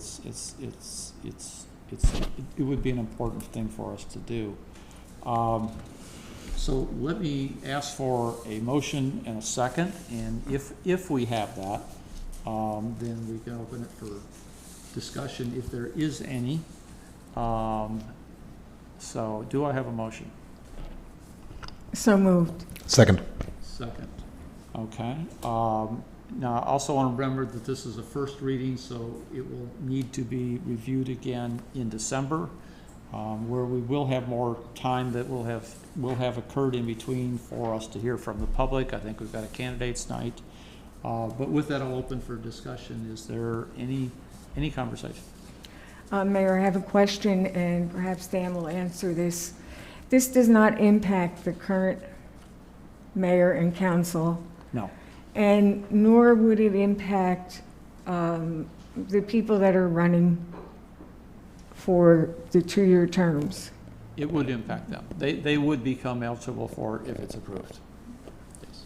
Yeah, but it won't, it will not impact us, but the town council that is in place, if it is approved, then the town council that is in place come December the 1st of next year, this would then apply to any of them. Now, any town council member has the ability to say, I'll sit out receiving the compensation, but it impacts everybody. Yeah. Because everybody's up for election. Everybody's up. I have a problem. Any other discussion or comments? Chris, go ahead, please. I just have a question, and I have no objections to the proposal, but Joe, in just listening to the mayor when he said that this has to be done prior to the next election, given the second reading will take place on the same day as the election, are we okay? Yeah, I think so, just based on the wording, because I did look at that, and it's the day of the enactment, and versus when they're sworn in. Okay, I just want to make sure that we're on solid ground. Again, I'm not raising any objection. I'm sorry, I should have taken it down. We're sworn in later. On probably Friday, we would guess. Friday, yeah. Okay, thank you. All right. I am fully supportive of this. I couldn't add any more that Dan hasn't said already. That was a very comprehensive analysis and a very comprehensive reasoning why this should be done, I think. All right. Any other comments? I have a concern that I was under the impression that this, of course, we're on the council now, so it doesn't impact us. But if I were to be reelected, then it would impact me, correct? Yes. It's the way the ordinance has been It written. would impact anybody who's potentially running for the office, including people who aren't sitting here and people who are sitting here. Yes. In order If to I do, could, that's adopted from the state statute, the language, and it's in the effective date and duration, which is in section 3. Kind of clarifies that, the very last phrase, and shall be effective for the mayor and all members of council at that time. So that is something that's addressed in this ordinance, and indeed it's addressed in the state statute that we basically follow when we do this sort of thing. And so I can't advise you how to vote, but I can give you a couple alternatives to think about. Again, this has to go through 2 readings. Right. So if that information, which is in the ordinance, gives you pause, you either can vote against it, or you can vote to keep this alive and use the next 30 days to ponder through your thinking with respect to whether that does or doesn't give you concern, and let that influence your vote at second Thank reading. you. I'm not going to tell you how to do it, but No, I there know are what I'm gonna options do. here. So, Thank you, Mayor. so with that, I am going to go ahead and call this to a vote, and I would like to do that with a roll call vote. Petra? Sorry, I didn't give you a heads up. Mayor Weaver? Yes. Mayor Pro Tem Wyatt? Yes. Councilmember Conley? Because it's the first reading, I am going to vote yes, and then consider this before the second reading. That's fair. Councilmember Cricket? yes. Councilmember Sad? Yes. All right, thank you. Then it passes on first reading. So let us move then to Resolution 2020, which is not an ordinance, but is a resolution. The rationale, the thought process is exactly the same. Unless, Dan, you want to make any comments on that, I think everything you've said Yeah, it all goes. So what I would do is ask for a motion to approve Resolution 2020, which would authorize a salary for the future municipal judge, or the municipal judge in place after the next election at $4,000 per year. So moved. Do I have a second? Second. Do I have any conversation, discussion, questions? None. Then let's also take a roll call vote on this one. Mayor Weaver? Yes. Mayor Pro Tem Wyatt? Yes. Councilmember Conley? Yes. Councilmember Cricket? Yes. Councilmember Sad? Yes.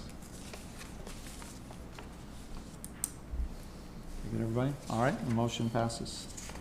All right, I think we'll have an opportunity to think and judge and hear over the next month on this, and we'll have the second reading in December.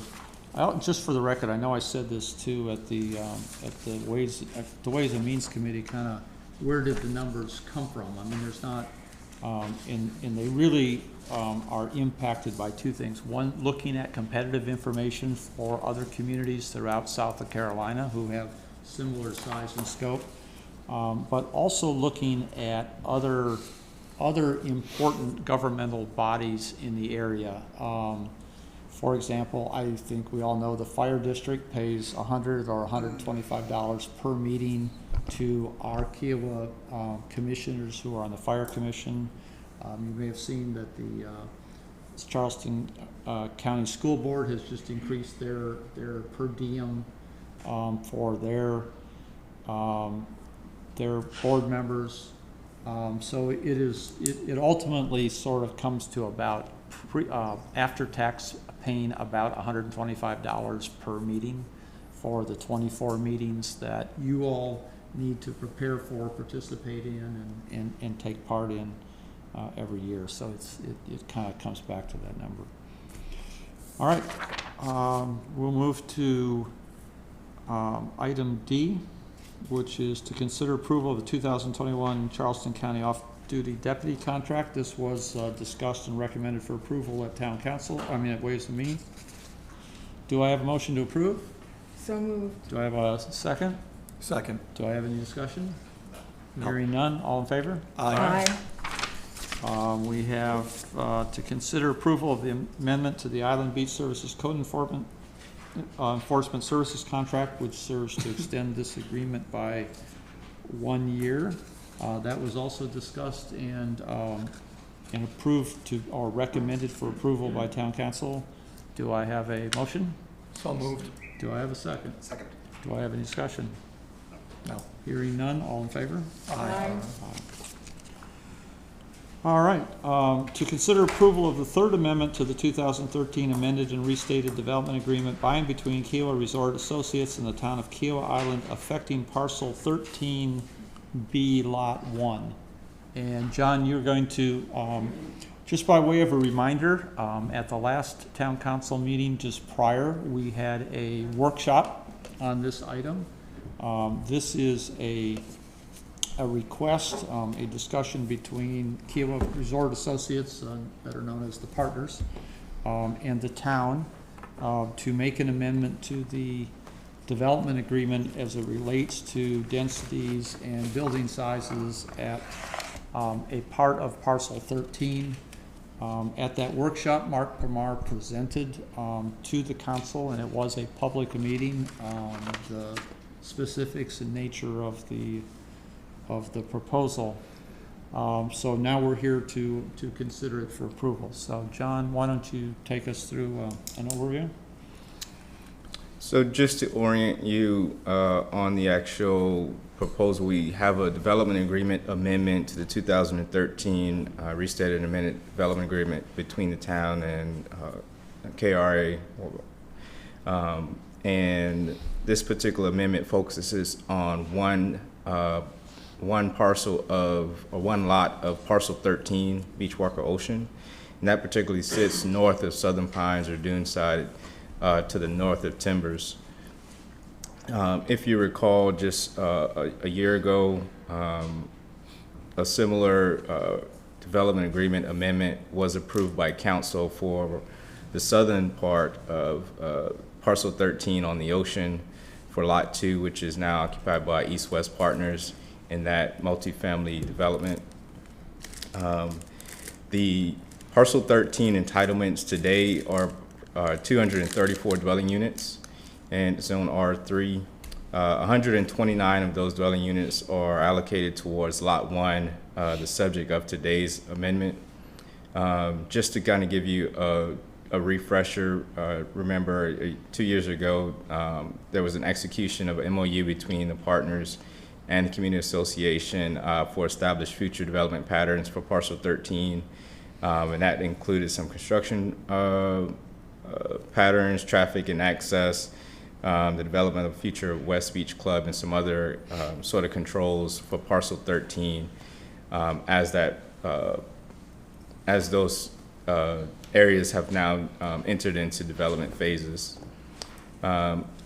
Just a reminder again, more specifically, the development agreement that was done a year ago for the southern portion of parcel 13 on the beachfront also requested an increase in dwelling units per building per today's request, and those were amended to go up to 20 units, 12 and 8, particularly for specific buildings. Additionally, there were some beachfront height restrictions implemented as well. And so today's proposed development agreement acts specifically to increase the number of dwelling units per building, which currently development agreement allows 7, and this would be increased to 14, specifically for 2 buildings. The other 8 buildings, 4 of those up to 10 dwelling units, and the other 4 up to 8 dwelling units. The applicants, or not applicants, the partners have also included in this particular request to decrease the total number of entitlements for that particular lot 1, reducing dwelling units from currently 129 to 100, with no more than 10 of those for multifamily buildings. The other component is a reduction in height limit. As you all, and for context related, the adjacent parcel where the Cottage Owners Association pool is, a proposed reduction in height for those buildings adjacent. So that would include buildings D, E, F, and G as shown on the screen now.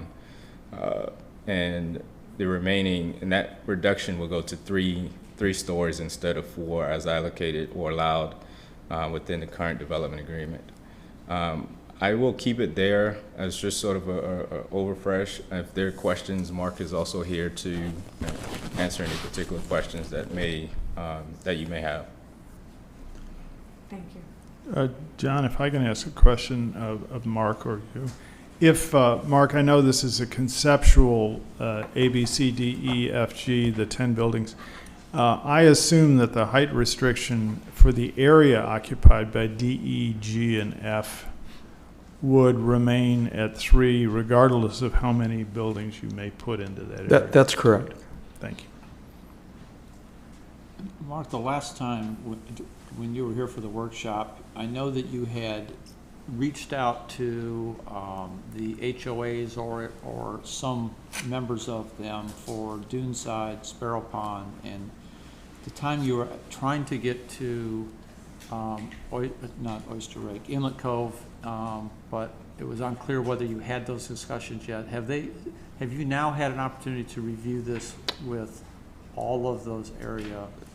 Mr. Mayor, prior to the workshop, I did have that with all of those groups. Okay, so that's all. Including Inlet Cove. All right. And along those lines, Mark, are there any major objections from any of those groups to what you're asking? Well, I think I indicated in the workshop meeting, I wouldn't want to represent those people, but I believe that they clearly understood the proposal. The first session I had was with Duneside 1 and 2 and the Cottage Owners Association, which we have, quite frankly, had a long-term relationship with improvements in the area and so forth. They appreciated the height reduction. They appreciated the density reduction on that. I would never say that they embrace development on the site, but they appreciated the adjustments in those specific areas because they were closest to it.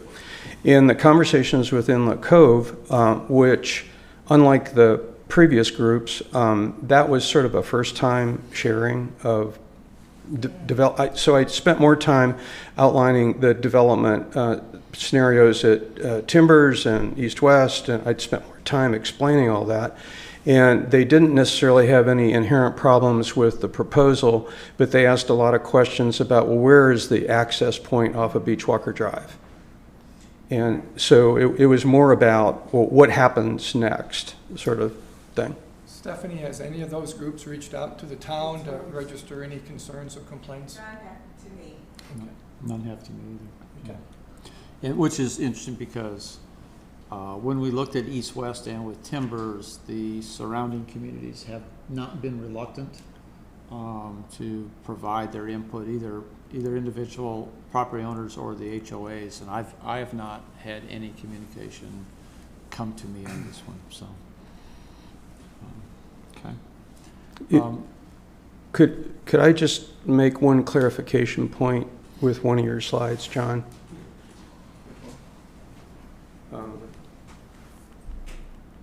The final proposal, the next slide, I think. Right? No, sorry, that one. The ordinance and proposal really reads correctly 2 buildings up to 14 DUs, but the second line should really read 2 buildings up to 10 DUs. Right? Do you see it? Do you see the subtle point there? This one. Right. The ordinance reads clearly 2 buildings up to. So, for example, there could be theoretically a scenario where there may be 4 buildings at 10 DUs, but then you don't do the 2 buildings up to 14. Do you see what I mean? Okay. Now, can you clarify that again? I missed it. Say that again? On this slide, if you go down the bullet points. Yep. The first bullet point, first sub-bullet point of 2 buildings up to 14 DUs, that's correct. Okay. The second bullet point should read 2 buildings up to 10 DUs. And then the third sub-bullet point is correct, 4 buildings up to 8 DUs. The reason it's layered like that is because you can make choices of how many units are in a building overall. You wouldn't, you could theoretically have 4 buildings up to 10 DUs, but I'm not making a point here. Pardon me? So you're allowing that? Yeah, ultimately, bullet point I'm just 30 making it consistent with the ordinance, that's all. Bullet point 32 is correct. is what Right, you're saying. yeah, right, that's all.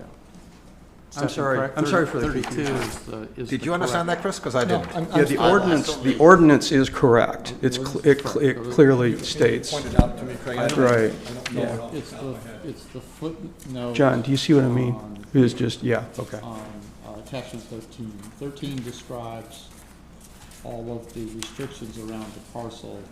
The footnote to that lists the Maximum 10. number of new residential dwelling units. Is But that Mark, what you're why isn't the indicating? slide not correct? Because what you have there that you say is not correct adds up to 100, and 100 is what it's supposed to be. 2 times 14. This is the maximum allowed, right. So they're not going to get to the maximum in a So building. you're, Got it. But you're saying you can take your 14s, you can essentially. You could can dial it to down. them You and could dial it say, down, I right. don't really need 2 14s, I'm going Right. to do 1 and I'll just do I mean, they one could more be 10. 13 DUs and, they're all, it's, Okay. okay. I know it's a little Right. confusing. I just wanted to be consistently confused. Well, you've done. I think you've achieved that. We're able to do that to ourselves without help. Because I have not yet asked for a motion or a second, I would only ask the town administrator or the town attorney, any other comments or from your perspective or issues we need to be aware of? I had the town attorney review the amendment that their attorney drafted, and he didn't see any issues with it, and I looked at it, and then I haven't seen issues with it, so everything's been consistent with what Mr. Kumar has presented to council. And again, I think the rationale here is very, almost identical to the long discussion we had a year ago on the other element of parcel 13. I think there, on the one hand, is a concern that we don't want to build lots of large buildings that somehow make the developments look more crowded but at the same time, wherever we can end up with fewer buildings, more open space, you have to evaluate that trade-off, and this is essentially the same issue. Let me ask for a motion to approve. So moved. Second. Second. Any conversation? No, Mayor. I'm good. All in favor? Aye. Mr. Mayor, if I could, today I attempted to solve a problem at the Department of Motor Vehicles. I got a flu shot. The national election is today. This was the high point of my day. Better than the flu shot? Oh, that's good. All right. The last item, and Stephanie, I don't know if you're going to help out with this one. This is not, we're not looking for any action. I think we're simply wanting to to bring back to the table a discussion that actually came about a couple of years ago. I'm not sure if it was with this council or the prior one, frankly. Yes, it was. Was it this one? And we're not asking for any action today. I think we're just wanting to alert the council that the issue is back. I want to get it out on the table because I don't expect that between now and December we'll make any recommendation on this. But I want to make sure that the future council, which is aware of this issue and can pick it up. And the issue is around fireworks. It's not around explosions. It's around our section 15209 ordinance on fireworks, which in essence we have a fireworks ordinance that says that on the, it's coming down at me, that you may not have fireworks on Kiowa, period, unless the town approves them, and it gives the town at its discretion essentially sole authority. We have had, I don't want to call it a practice, but at least the numbers suggest it's a practice that, of course, we have approved the large annual community ones such as the New Year's Eve, 4th of July for the resort. But over the years, there have been from occasion to occasion special events, normally weddings, where there has been a request to either the club or to the resort to allow a professional fireworks display. We had this come up a couple of years ago. We were starting to get some concerns, complaints, because they do make a lot of noise. Sometimes it bothers residents, sometimes it bothers residents' domestic animals. There are concerns about were they getting more and more. So we looked at this a couple of years ago. I think at the time we looked at the data, we concluded that while the concerns of the people who were complaining were clearly legitimate, the numbers did not appear that they were very significant. We were only approving 3 to 4 a year. I'm sorry? Yeah, On average. We had targeted complaints, but it wasn't widespread across the community. And so the sense of the council was for the moment to just not take any further action, not change our practice. We talked about some different things, but I guess we just decided to let it sit. And I think what we want to make you aware of is a couple years later, it is still an issue. It's not clear whether it is a bigger issue, but some of the things which are heading in that direction, which could, are the fact that it does appear that more and more often people have the discretionary income to have professional fireworks displays. It appears that brides particularly like fireworks displays. And yet I think you have in here the data. The data doesn't suggest that we're really doing more. They do not have this sheet. I'll give you a sense here. Of course, this year has really not had very many because of COVID. Right. But just going since 2010, 4 occasions, 11 4 occasions, 12 4, we've averaged about 4 or 5 private fireworks displays every year. One of the things that is changing, though, is that the island is developing. And so in some cases, areas where fireworks used to go off, like the Ocean Course Clubhouse, there was nobody there to hear it. Well, now you have Ocean Park that is developing, you have residents, you have the water that carries the noise, and you now have a residential community that is beginning to maybe be less tolerant of the fireworks. What we're not suggesting, I don't know what action we want to take. What I really want to do is just get it out in front of the council. It would not, if we wanted to do something or look at this, it does not involve an ordinance change because the ordinance puts all of the authority in the town. I think the real question is whether the council would, this council or a future council would want to see the town change its practice. in approving fireworks displays, which could be anything from making no change to banning them altogether, just saying we're not going to approve any except for the New Year's, or some intermediate sort of thing, like maybe we issue 8 permits per year, but once they're done, they're done. I think the concern that we hear from residents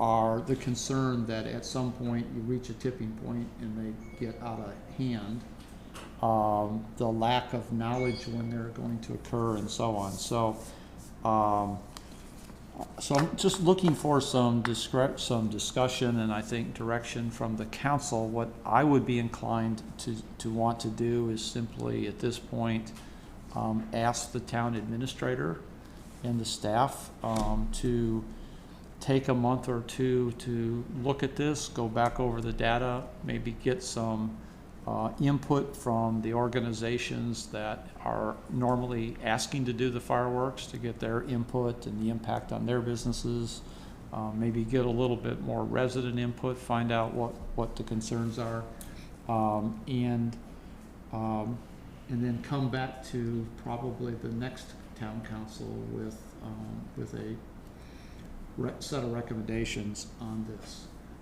I would like to see us look at it because I've gotten not a huge number, but enough specific complaints that I think for us not even to look at it would probably not be properly responsive to our residents. Having said that, I can imagine that the outcome of it will be that we could end up comfortable with what we're at. So I'm interested in just hearing from you all as to how you might want to see us go with this. I have a question, Mayor. Yeah. Stephanie, I can recall 2 incidents recently, past couple of months. Did those people come to you for permits?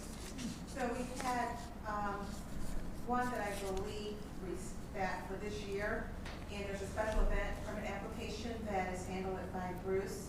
Okay. And on that application, if they're going to basically have fireworks, they have to check yes, and then that application is circulated through the St. John Fire Department, and he has other people on his circulation list, as well as the state has to sign off.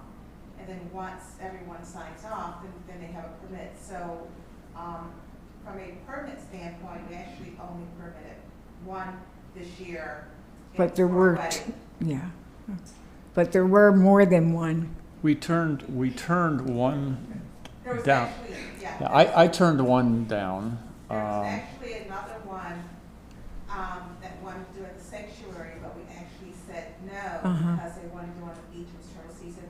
So you may have heard it, but they were actually in the Anna tract, which is in the county. So they go to the county to get approval. So even though you heard them, they were not technically in the town limits. Okay. We did not want to open the can of worms of having people start using the beach as a place to set off fireworks. And also, with COVID, we weren't really encouraging any group gatherings. But I think one of the, what I've heard from residents when this does occur is their main concern is about their pets. And it creates a little havoc in their household with all the loud noises. So. One thing I talked to Mayor and I talked with, that he brought up a good suggestion, is that because of the fact of the pets, that maybe somehow the town may just put out like FYI, we have, I don't know, Christmas Eve blasts, just let people I agree. So, permit was approved for fireworks on this date, so anyone that has animals that might get really nervous, they can prepare their pets for it. That was something. I think that was a suggestion before, and I really think that would help a lot if we could just alert people this is going to happen, and then they can get their pets prepared, get the tranquilizers out. And Dan, any thoughts? No, I think you're correct. I think we ought to look into this, and I think we may not get it done between now and the end of the year, but we can certainly take it on, those of us who were potentially elected. I see a councilman who's unopposed, or a candidate who's unopposed in the room, so he'll be here to take it on. It goes on. Dr. Parker. Okay. Anyway, we'll grab it. This is an issue that my thinking has kind of evolved on over the last 4 years. Today, if I had any input, it would be to be more restrictive, not less. Right. I think the commercial ones with the resort are fine, 4th of July, New Year's Eve, but the private fireworks, I just think it's a slippery slope, and they're kind of getting more extreme and more expensive, and I would tend to support a more restrictive policy, not policy, because really you've got the ordinance, but I would be more restrictive today if I had any input. Mm-hmm. Klaus, any comments or thoughts? Yeah, I think I feel like Chris. I mean, for starters, I actually believe this is largely or a lot of this is a Ocean Park, Ocean Course issue, and that's going to get worse as there are more weddings there and more, elaborate weddings, and as there are more homes on Ocean Park. I understand that it may be, a commercial issue that, the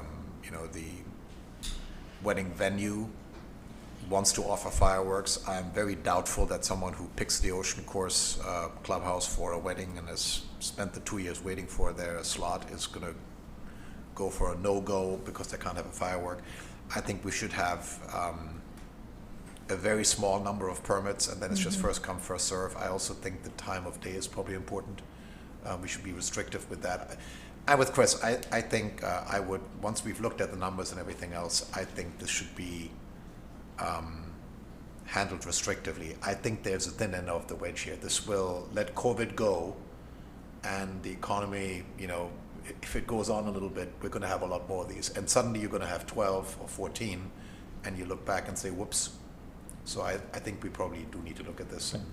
All right, so with that discussion, I'm going to ask the town administrator to take a couple months. I mean, it's not going to in any way affect the New Year's fireworks. I don't even know if the resort's going to do one yet on New Year's. But go ahead and take a look at this with the idea that something could then be raised with the next council. And I want to have this discussion because I want if we did do this, I want the next council to understand why did it end up on their doorstep. But I do think that trying to come up with a position between now and December 1st is really necessary, and I'm just as happy to let them weigh in because they'll end up having to own the outcomes anyway. So if you could do that, and you can work with the new mayor in terms of timing and whatever. Okay. You talked about weddings. While the noise ordinance is not an issue, we do have an issue that is beginning to come about at Ocean Course also with weddings. And I would hope, and I know I've talked with Stephanie, and I don't know if Bruce is here anymore. Yeah, I think one of the things that I would be interested in having some look is to see, are there some technology, I don't even know if there are technology solutions that can be used for some of these weddings to sort of deal with the sound issue, whether it's a combination of the band aims towards the ocean and there's some sort of, noise deadening curtains behind them, so that but it is becoming an issue for some residents in Ocean Course that, particularly if we've ever heard a bass going, of hearing those weddings. At the same time, I'm not interested. I mean, weddings are a critical part of the commercial business of the resort. So I think if we could see if there's any technology solutions there that we might be able to bring to the table, that would be great. But I don't know if there are. So, all right, town administrator's report. I'm going to have you. Quickly, I just wanted to update on the municipal judge review process. So the closing to submit your letters of interest or resume closed of business on Friday, and we received about 14 letters of interest. I have reached out to our town attorney, Joe Wilson, as well as our current judge, Judge Strout, to ask if they are willing to really kind of look through that list. and create like a top, I don't know what number, 5, 6, 3 of candidates, because within that 14, we have some very good candidates. Majority of them are either current or retired lawyers, and we have a few, I think maybe 1 or 2 that are either current a municipal judge in another community, or they've done that in their respective communities. So I'm going to get that information to them tomorrow, and ideally, once we get that narrowed down, then I would talk with the mayor. I believe the mayor, and I won't put words in your mouth, but I believe the idea then is to have that list and then be able to transfer that over to the new mayor and council to then decide on the selection, and then, of course, eventual appointment of the new judge. And then, of course, that judge would then have an opportunity to work with Judge Strout for about 2 months before he retires on March 1st. Any questions on that? Are any of the applicants from Kiowa? Yes, a number of them are full-time. The majority of them are residents. Right. A lot of them are full-time, but then we have a handful that are transitioning. They're part-time, but this would, I think, encourage them to go ahead and transition to full-time residents. Thank you. But other than that, I would like to have, if you have no further questions on that, I'm going to have Brian give you just a very, very quick update on the Parkway with regards to landscaping. Good afternoon. Not too much to update you on at this point. As you've probably seen, we've gone through a good amount of demo work and just kind of clearing out and tightening up some of the areas on that parkway that were overgrown. I don't want to speak for everybody, but some really nice views have opened up, in my opinion, of some of the really great landscape that Kiowa has to offer. So the demo work is getting reviewed tomorrow to make sure that everything has been completed that is contractually supposed to be done. And then at that point, the resort and Gary Otter have been really nice to let us use the field across the street from the track as a staging area for all the plants that are going to be coming in pretty soon. And not to speak to the order of operations and the timeline before we've had a chance to really formally discuss it with the contractor, but I think we're going to start with some of the bigger trees, specifically around the Mingo Curve area. Going to put some palm trees up in there to kind of give Little Rabbit its privacy through trees a little bit, and then we'll kind of work our way backwards and then finish up at the roundabout. I believe that's going to be the last place that we hit.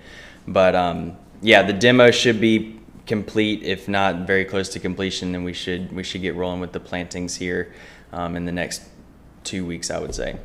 Brian, will the roundabout demo, because those triangular shrubs were supposed to come out, is that happening when the roundabout gets done, or is that going to get demoed as part of the upfront?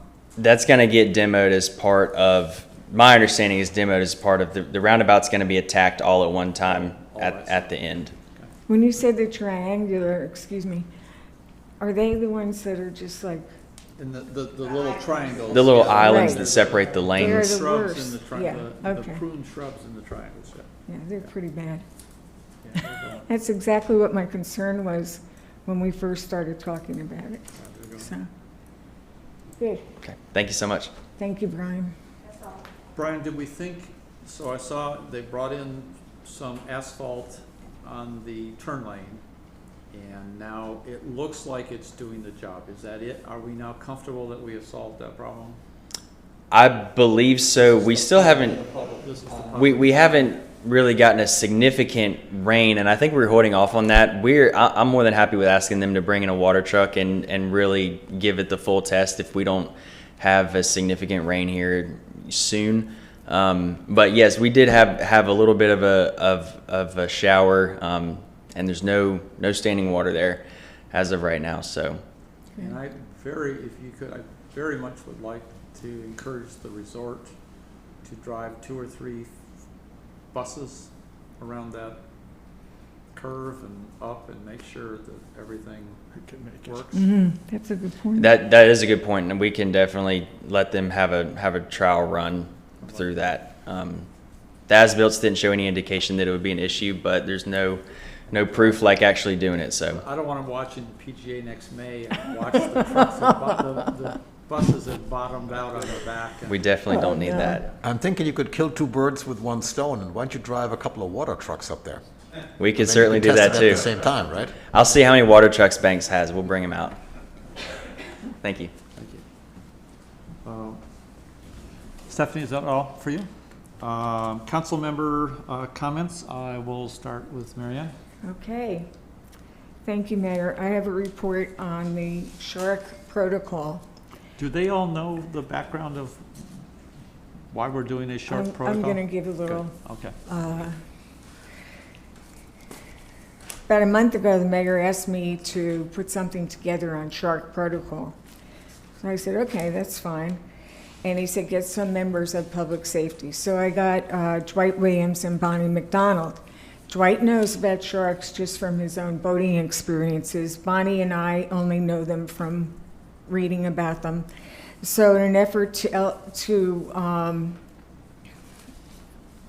do a little education, I asked Rob to contact this man. His name is George Burgess. He's from the Florida Museum of Natural History at the University of Florida, retired. And he's also the curator emeritus of International Shark Attack File.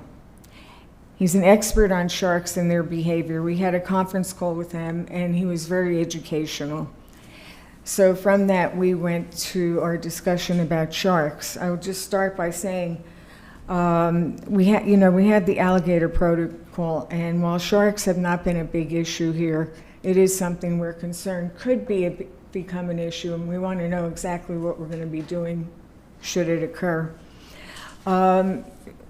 Just for your information, sharks tend to stick a small tip of their dorsal fin out of the water and then cruise down.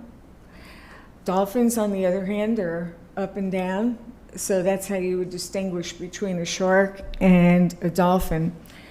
The responsibility primarily lies with the beach patrol. And what we had said was the beach patrol and its lifeguards are responsible for monitoring the water for the presence of sharks in the swimming area. They do that now, and they're trained especially to do that. They recognize sharks common to the area of responsibility, as well as shark behavior that may be considered threatening. The beach patrol members, headed by Rob, will perform an assessment to determine, number one, the location of the shark and the type of movement, the distance to the shore and the swimming area, and whether the persons involved in aquatic activity should be advised to leave the water. If beach closing is appropriate once that decision is made, swimmers are advised to leave the water until such time that the immediate threats have disappeared. Since shark behavior is unpredictable, this may involve a fixed period of time until it can be determined that the threat is over. The head of the beach patrol will decide at what point the mayor and town administrator should be notified. If there's a case where there are shark bites or attacks, the beach patrol follows the agency's overall emergency response plans and any specific plans that may exist for shark bites. 911 is the normal route to take, and they're notified immediately. And as would the mayor and town administrator be notified. The town administrator at that point would then notify the communications director. Thank you. Joe, one of the questions I had is essentially what, if I read this, is giving the beach patrol, because one of the questions that generate this is if we had a potential shark issue, who's got the authority to do something like tell everybody, hey, you got to get out of the water, makes that draw. So as I read this, it's really sitting with the beach patrol. Do we need to do anything from any other action that clarifies from the town council standpoint that they in fact have that authority and have been given that authority? Mayor, if I might interrupt for a minute, they do that now. So they have it. We don't have to take another. Rob is here, I mean, he can tell you. The town has an ordinance that gives Beach Patrol the power to recall swimmers, or code enforcement. So you've already got it. Power to recall swimmers for any reason. Okay, so you already got it. Okay. Thanks, Mary Ann. I don't know if anyone else has any questions or comments, but the generation of this, as you all know, we have over the last year, unfortunately, had issues with respect to alligators, and we've been really happy each time that we had a protocol that we found we had been, in fact, following in dealing with alligator sightings and dealing with alligators. And the fact is, if anybody watches the news over the last couple of years, even though we've been fortunate, we've seen, events that have occurred at, at Hilton, or not at Hilton Head, at Myrtle or up and down. And the question that kind of rose is, well, if we had an issue, if somebody sees an alligator sees a shark out in the ocean, who's responsible for responding? What is it? The beach patrol? Do they, what rights do they have? Do people have to follow them? How do we actually handle that? And so this group was attempting to look at that and make sure we had our sort of our thinking together. So I appreciate, Mary Ann, everything you did on that. There's still more that could be done, I mean, there's an educational aspect, but we felt this would address the immediate situation. Anything else? No, thank you. Dan? Make a couple of comments. The BZA and the Planning Commission continue their regular work. The Planning Commission actually has a meeting tomorrow to address some issues.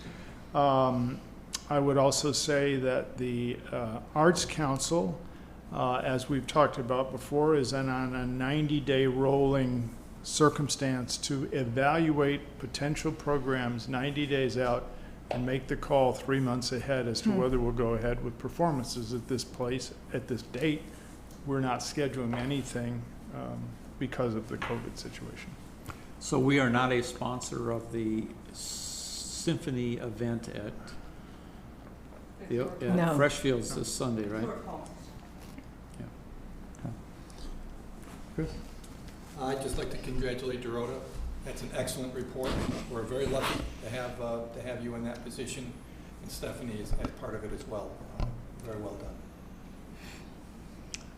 Nothing? All right. Citizens' comments? Do we, I know I asked at the beginning, but I thought maybe you weren't here yet, so we do. Just come on up, tell us name and address, and Okay, to take the mask off? yes, yeah, absolutely. Jerry Lander, 104 Surfscutter. Thank you for your time. I will make it brief. Thank you to the mayor, especially for returning my phone call very, very, very promptly. I have been coming to Kiowa for 40 years. Her family has had multiple vacations here, and then we bought a house here 25 years ago at 104 Surfscutter. I was quite aware of the, I don't know what the document is, the regulations regarding homeowners who rented properties. And I read most of it a long time, well, when it came out, and it started this year. Last week, I didn't read it, obviously, in enough detail. Last week, I got a phone call that I was about to get a citation for parking my bicycles at my bike rack, which I've parked at this bike rack for 25 years, which is located at the rear of my driveway, off to the side behind several bushes. Somebody, I guess one of the town employees came by, took a picture in the middle of the night.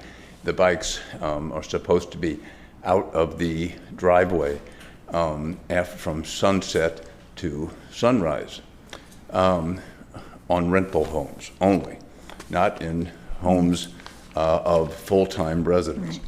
I called the town, and I got a prompt response from a woman who I can't remember her name, but she was terrific.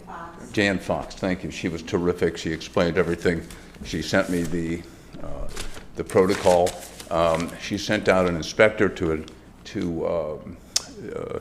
walk around the property with me. We live on the corner with a house next to us, surrounded by lagoons on two sides. We walked around the property. He couldn't find a real spot that I could park bikes other than at my bike rack because of the way the property is built. When I got back and I read Jan Fox's, what she sent me, turns out it wouldn't have made any difference anyway, because the ordinance reads that you can't have the bikes not just in the driveway, but anywhere in the yard or outside your garage. I was, I guess, a little upset because I've been doing this for 25 years. The inspector did a nice job of explaining, Ms. Fox did a nice job of explaining, the mayor did a nice job of explaining, but I think the rules really are much too strict. They apply only to those of us who rent our house. We rent the house for a very limited time a year. The mayor suggested I call Kika, which I did, and I spoke to the official there, and she said that Kika actually has no rules about this. They do not, as I don't like, to see sloppiness and bikes all over the place, but their procedure is to make a phone call to either the rental agent or the homeowner and say, clean them up, park them nicely, make them look presentable. They don't have a $500 fine or 30 days in jail.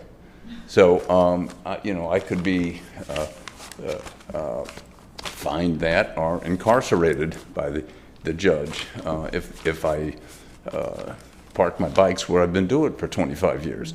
I think it's also discriminatory because for those 25% of the population of homeowners who actually live here full-time, they're not subject to this fine or to jail time.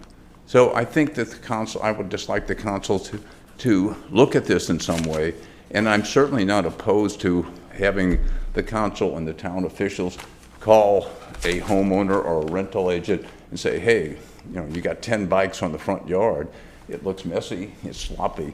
I'm all for that, but I think to be able to park your bikes at a bike rack, or which we've had for 25 years, is not unreasonable. So I just wanted to bring that to the attention of the council. I had read most of this before, but I certainly didn't see page 8, section F in the detail, because it's one line in this document. So thank you for your time, and I appreciate your consideration of this. Thank you. Thank you, and I want to thank you for coming in and giving us the full explanation. I think, as I tried to indicate, I mean, this is a learning process for us. I mean, our intent, I think our intent, we understand well what we're trying to accomplish, which is to both be in a position where we're improving and maintaining the look and feel of properties that tend to be rentals where we have the issues, and do it in as low touch way as we can. But you know, we've got a lot of people, a lot of mechanism here, and we will make mistakes. We will learn to do things differently. I'm not suggesting here it was or wasn't a mistake, but it clearly didn't fit your circumstance the way it should. So I appreciate your giving us the specifics, and we will try to incorporate that in our thinking and understanding of how we're approaching this and how we can continually improve. I appreciate you're looking into this and possibly finding some way around this. Thank you. I don't know if anybody else has any comment. Okay. Thank you very much for coming in.